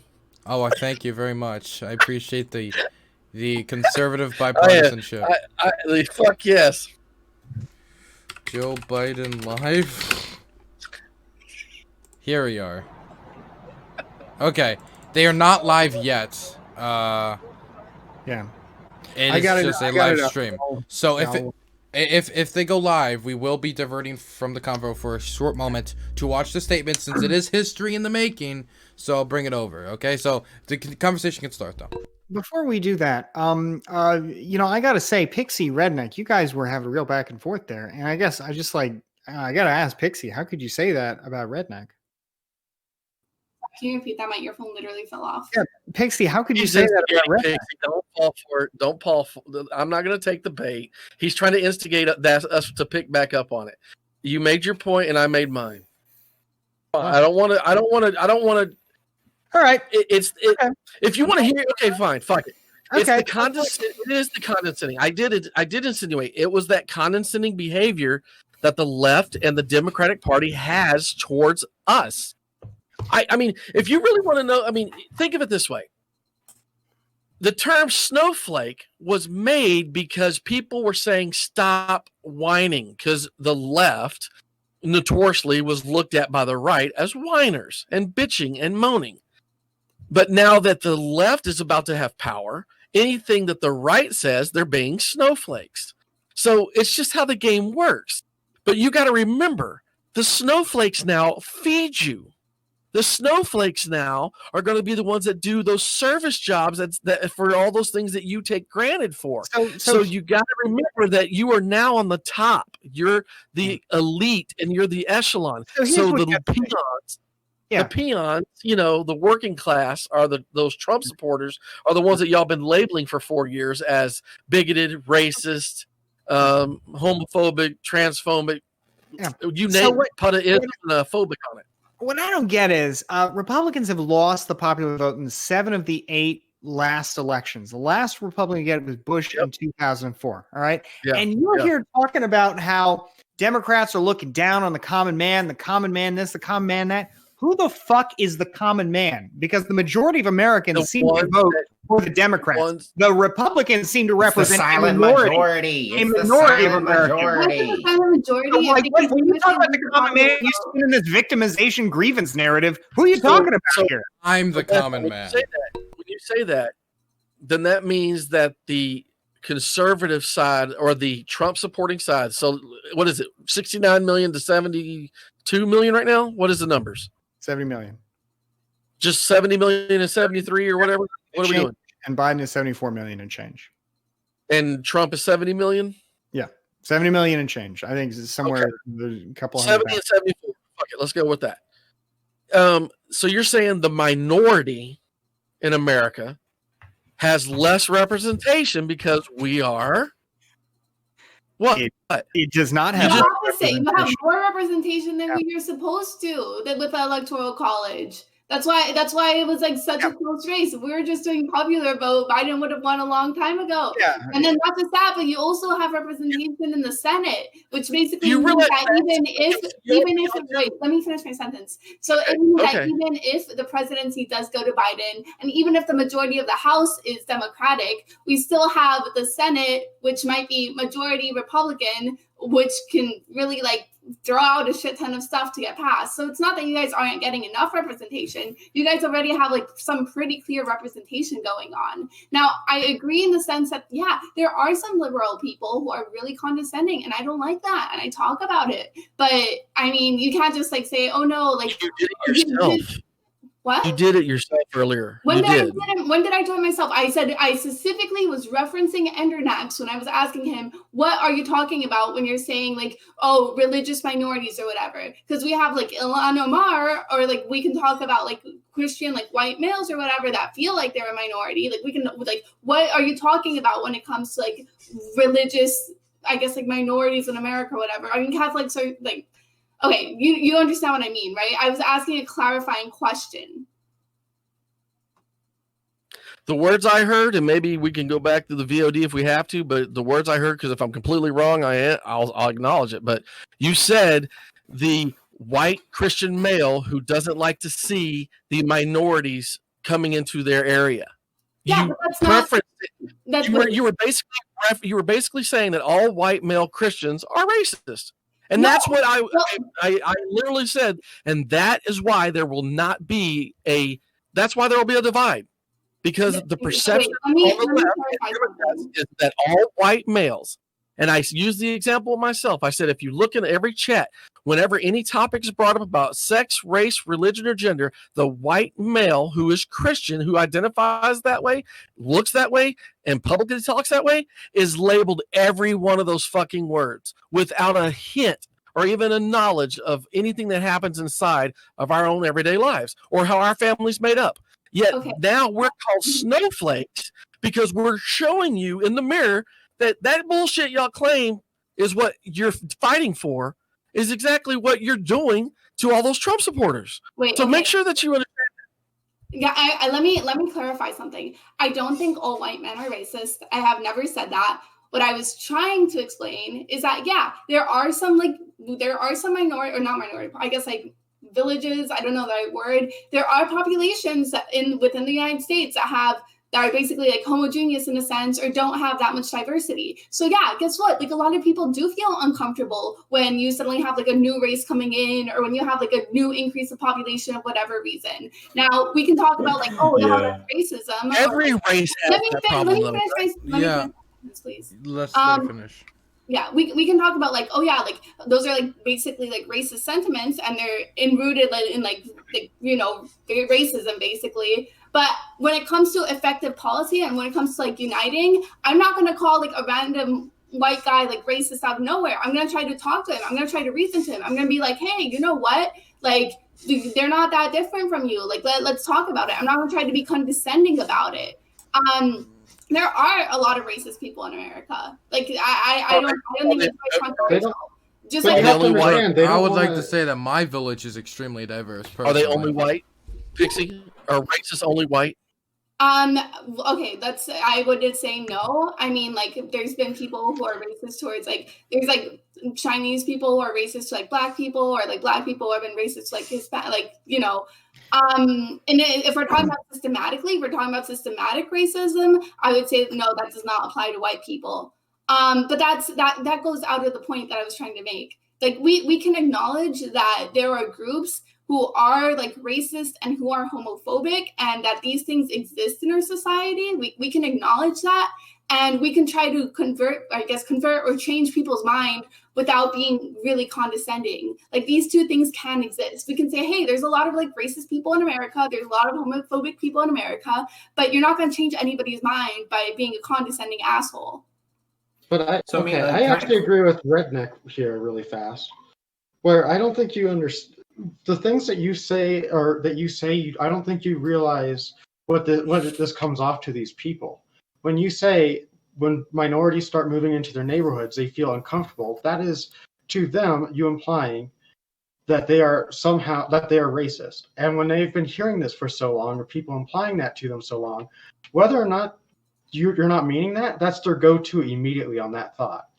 You got to realize too that like Catholics used to always vote Democrat, and then they did a swap. You need to start figuring out why these groups are no longer wanting to do this, and a lot of it's just like talk about how you don't like religious people or people mocking them all the time on the left. Anyone? It's not just you; it's the group, it's the party. You don't have to do it, but if other people in the party's doing it or in the group, then it's pointless. What you're doing is mute them. The reason why I'm asking about me is because you guys made not you, Redneck specifically made the statement that I was being condescending, and I was being rude that way when I was saying no, I was trying to ask a clarifying question. Yeah, I don't. Your analogy that you used was racist. Which one? What analogy? Can we leave this point? I'm not sure we're getting anywhere. We are getting somewhere. We were talking about how Biden's going to unite, and we're laying out the reason it ain't going to happen. And he doesn't need to unite voters, right? If he's in, he's in, right? He doesn't need to reunite voters for the next 4 years. He only needs to do it for 2. Everyone, right? He's supposed to be there to represent all of us. I'm answering your question of how this manifests. It doesn't change that. If the people that are in office are willing to make decisions in ways that are not necessarily representative of the people, which happens all the time, I'm sure you can agree with that statement, that they would be willing that if the president can coordinate getting the representatives and the senators together, it doesn't really matter what the general kind of sentiment is, right? Because there's actually plenty of studies that show that whether public sentiment supports a bill or not is not reflective of how it actually gets a bill passed. And this is done by Princeton, and it shows that the likelihood of a bill passing is 30%, whether or not it's got 100% support or 0% support. So, to me, what you're saying sounds, you're not wrong. I agree with the people dynamic. I don't think that changes the political dynamic, though, if you're trying to pass bills. Dennis? What's that? Dennis had her hand up, so I was just like, "Yeah, thank you." Sorry, I'm not contesting with Reg. Say, I heard, I understand. I understand what you're saying. There's nothing to say. He stated a point that closes it. Okay. I want to say something about what Pixie was talking about. I don't want to interrupt anyone because I wanted everyone to say their side on it. But I think we're weirdly miscategorizing a very milquetoast opinion. Her statement of the white men who are uncomfortable by this. She's not saying white men are uncomfortable by this. She's saying the specific subset of white men who are uncomfortable by this. Right. That's why the word "the" is in front of those other words. Replace the color with any other color, and it would be racist. To say that there are people of a racial group who are uncomfortable with people of other racial groups? That is racist. It is wait. Look. We'll change the color. Look. I can satisfy you. If I come up and I say, as a brown person, white people make me really uncomfortable. That's super racist. That's so racist. Oh my God. Anyone who says that is a racist. Okay. And in the same way, if you are a white person and you say that about other races, that's also racist. This is not a crazy concept. If the only reason this person makes you uncomfortable is the color of their skin, that's racist. If you feel uncomfortable about someone because they're a criminal, okay, that's not racist anymore.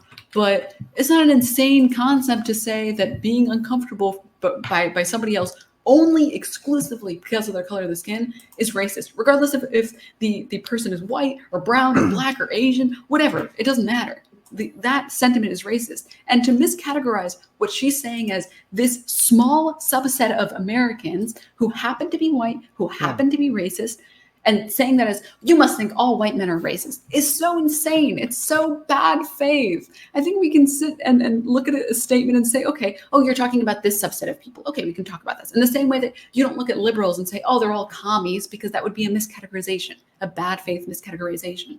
And I don't think that anyone is doing that here. Nobody in here so far has said anything that seems to signal that all white men are racist. I've spoken to Pixie before. I know that she doesn't think this. It's a silly concept to say that this is what she thinks.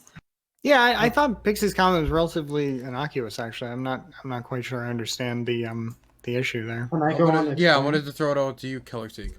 it's goes back to my argument or my further point. It is not really much of a I agree that's innocuous. It's not much of a statement. What I'm pointing out is that these people already feel like you're perceiving them as racist, and if you're trying to gain a constituency, the last thing I should do is give them the perception that I'm calling them a racist or anything like that. So when you say something like when people move into a neighborhood and then that group of people might feel uncomfortable with minorities or something like that, they're I know she's not necessarily trying to have them feel like this, but they automatically get that feeling, or they immediately go to her attacking them on their race or calling them racist. So I guess what I don't understand is, as a another white person, when I hear that comment, I don't really feel like, she's talking about all white people. I don't really feel attacked. I mean, I know there is a group of white people out there who don't. No, I mean, she defined. She said white Christian male. So I was saying you identify, and that is part of the talking point of the left.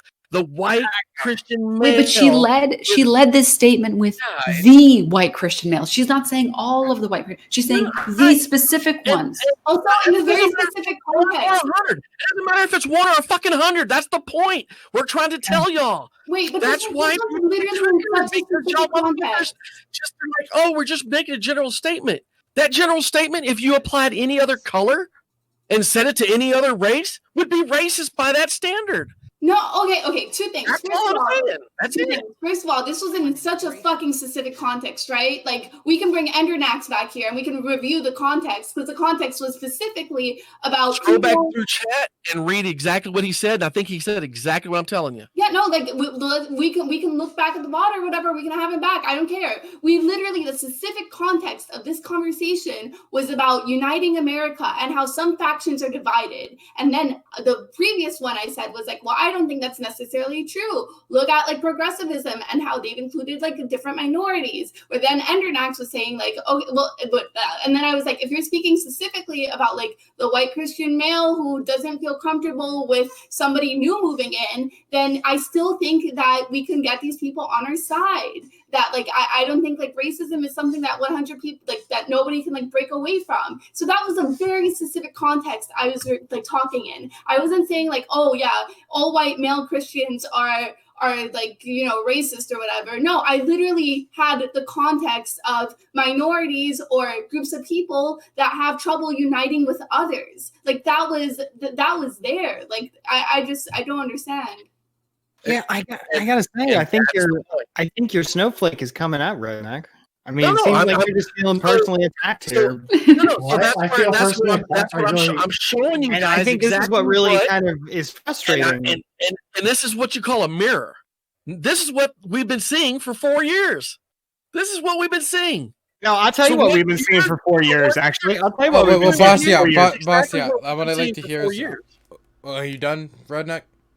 Yes, sir. Okay, Basia. What we've been seeing for 4 years is a movement led by a white Christian man who came down a golden escalator talking about how the Mexicans were not sending their best. They were sending rapists and killers and all of that. Whose political program revolved around the notion vaguely specified, but always focusing on a certain undefined them about taking our country back, who advocated for a Muslim ban, even though he then changed it because, of course, a Muslim ban would not be constitutional.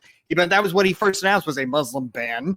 This is a movement that was in no small part intended to appeal on the exclusion of people who are not white Christians. So, I feel like the notion that then Pixie makes a point when she says, yeah, there are some people who are white Christians who don't like other people, and we can't really reach them, but we can reach all these other people. I don't think that's an uncontroversial statement, because there is a group of people out there who are white, who are Christian, and who don't like all of these people who are not white and not Christian being in this country and having any kind of say over the destiny of this country. I mean, do you deny that's an opinion out there that a people hold? There's plenty of nut jobs out everywhere. I don't think it's, look, I guess I am suspicious of the notion that it's like just nut jobs, because while I don't know how many people wake up in the morning and think, you know what, I don't like X group, I do think there are a lot of people out there who wake up and think, you know what? I'm losing my country. Things don't look the way they used to look, and I don't like it. And you know, I don't know. I think that it sounds to me like you're just kind of reacting to the argument that there's. No, what I'm doing is showing. I'm giving you the exact. Killer, you said it actually better, but they still, I can't, I guess I'm so polarizing myself that I can't get them to understand the simplisticness of me acting like a snowflake shows them exactly how they've been doing by crying like, oh my God, this, oh my God, that, they're doing this, they're doing that. And all of that has been pointed at white Christian male. We're the toxic ones. We're the homophobic ones. We're the racist ones. We're the fucking devil walking. That's what's been happening. Bro, I'm gonna be honest. I just hate the billionaires. I don't care about the white Christian males. I just hate the billionaires, bro. But it's just like it's like with what Trump was saying, and I agree with you, Bastia. Like I said that what Trump was saying is harmful. It is harming the conservative group when he says Muslim ban and all this other shit.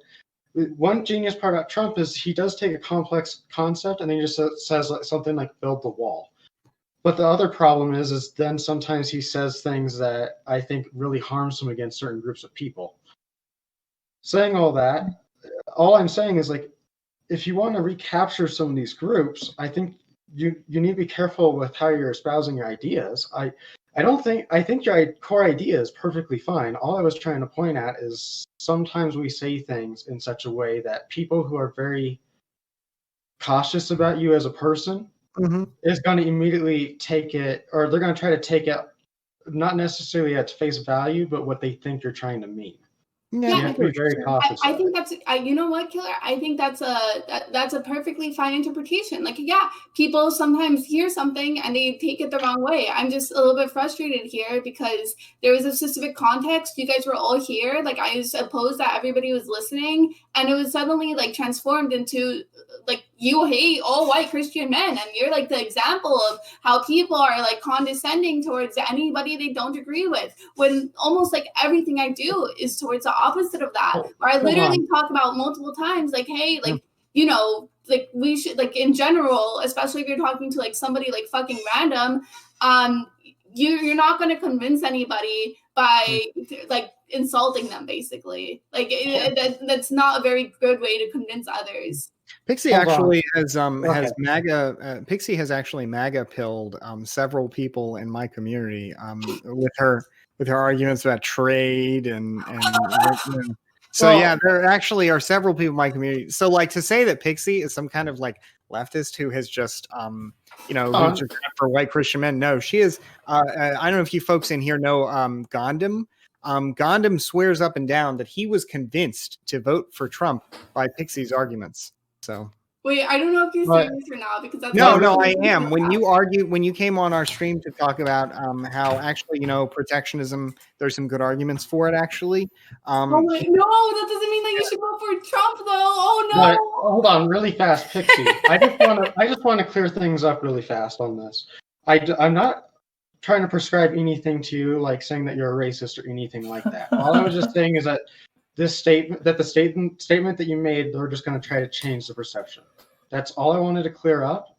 I don't want to do any attacks towards you. I think that you're a completely level-headed person, and I have some disagreements with what you believe in, but they're nothing that I would write off or would condemn or say anything bad about. And I'll be clear. I'm not saying you're a racist. I'm saying that the way. I mean, I'm laughing about the chat because they're all like, "Oh, look, redneck's a pussy, a snowflake." I'm literally. That's the same mentality that the right, i.e., the Trumpers, have been. I mean, they feel like everything they've said or have done, or because they supported Trump, they have been told that they have been breaking every moral. Like, we don't care about people. We think that all Mexicans are rapists and murderers, and we think all black people are bad, and they're moving into our neighborhoods, and we don't like that. I mean, literally, y'all think about all the stuff that has been said, and it's directed Man, why towards do you Trump. believe that? Hang on, dude, slow down. And that's thrown at Trump supporters, okay? So now you're going to have that reverse. You're going to have the natural people, when they lose, naturally get very defensive. So as I coached baseball for many years, so this is going to be the old coach talking. When you lose, you got to learn how. You can't learn to win until you learn how to lose. And we feel, I feel actually that the left, i.e. the Hillary Clinton and the whole thing, was never resolved. I think the hate started from day one and it had never stopped. So I can imagine that same defensive posture from conservatives is going to happen for a few months, but it's not going to be like what happened to Trump. I don't think you're going to have riots from conservatives in the streets. You're not going to have burning of buildings, but you are going to have a lot of pissed off, angry people that are not going to want to talk about shit. And you're going to have a lot of people that are just going to be short. And anything that you say to them, anything that you say will then be looked upon the same way that they were being felt like before, i.e. you're being a snowflake. So, you're going to call me a snowflake? Well, fuck you then. That's you just being, you're trying to be above me. And you just got to be serious about it. You got to think about it. We've all played games. We've all won and lost. You're going to have people pissed off. It's going to happen. And the condescending tones that we've been experiencing for 4 years are still happening. And the assumptions, I mean, there's a lot of Trump supporters that feel disenfranchised. What's interesting is that in many cases that you hear a lot of people from the conservative side say, that the Black communities experience kind of victim mentality. Is it possible that victim mentality may be playing two ways? Victim mentality plays for whoever has the problem right at that moment. Everybody could get the victim mentality. So do you think possibly that there is a element of that happening on the white side of the equation? You don't think that's what's happening with the majority of the Trump supporters right now? Thinking this is stolen? It's now we are the victim, right? That's the narrative that Trump sold. Trump immediately goes on. If the votes are fair and square, like I said earlier, then the day that they swear Biden in, he's my president. So, but right now on Trump, that's the narrative. He's being cheated. So now he's the victim, and every one of his supporters are the victim.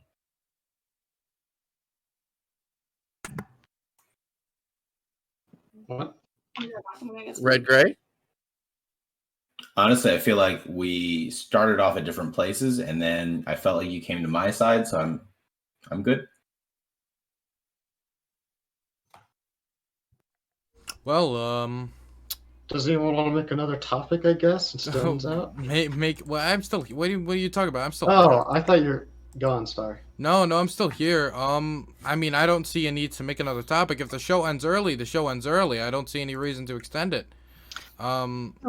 If we've covered everything, then I'll slide this over into closing statements. This might end perfectly in time for us to watch Biden's statement and then wrap everything up. So I'm going to throw it over to Basiat first on ending statement. Okay. Well, hey, I think Joe Biden's got a lot of executive authority as the president of the United States, so I think he'll be able to do a lot. Even if there's total intransigence from a Republican Senate, he'll still be able to do a lot on immigration, on foreign policy, and he could even try and revive some of the ideas floated at in the second half of the Obama administration, like the Clean Power Plan, for example, which President Trump struck down, but which would have made a noticeable impact on our carbon emissions under existing law. So, I think there's a lot that he could do, even with no cooperation from the Senate. And I think if anybody could cooperate with the Republican Senate, it's probably Joe Biden, because he's worked with these people. Like, for example, Mitch McConnell, actually, I just learned this. Mitch McConnell was actually the only Republican senator who went to Beau Biden's funeral. They have a working relationship.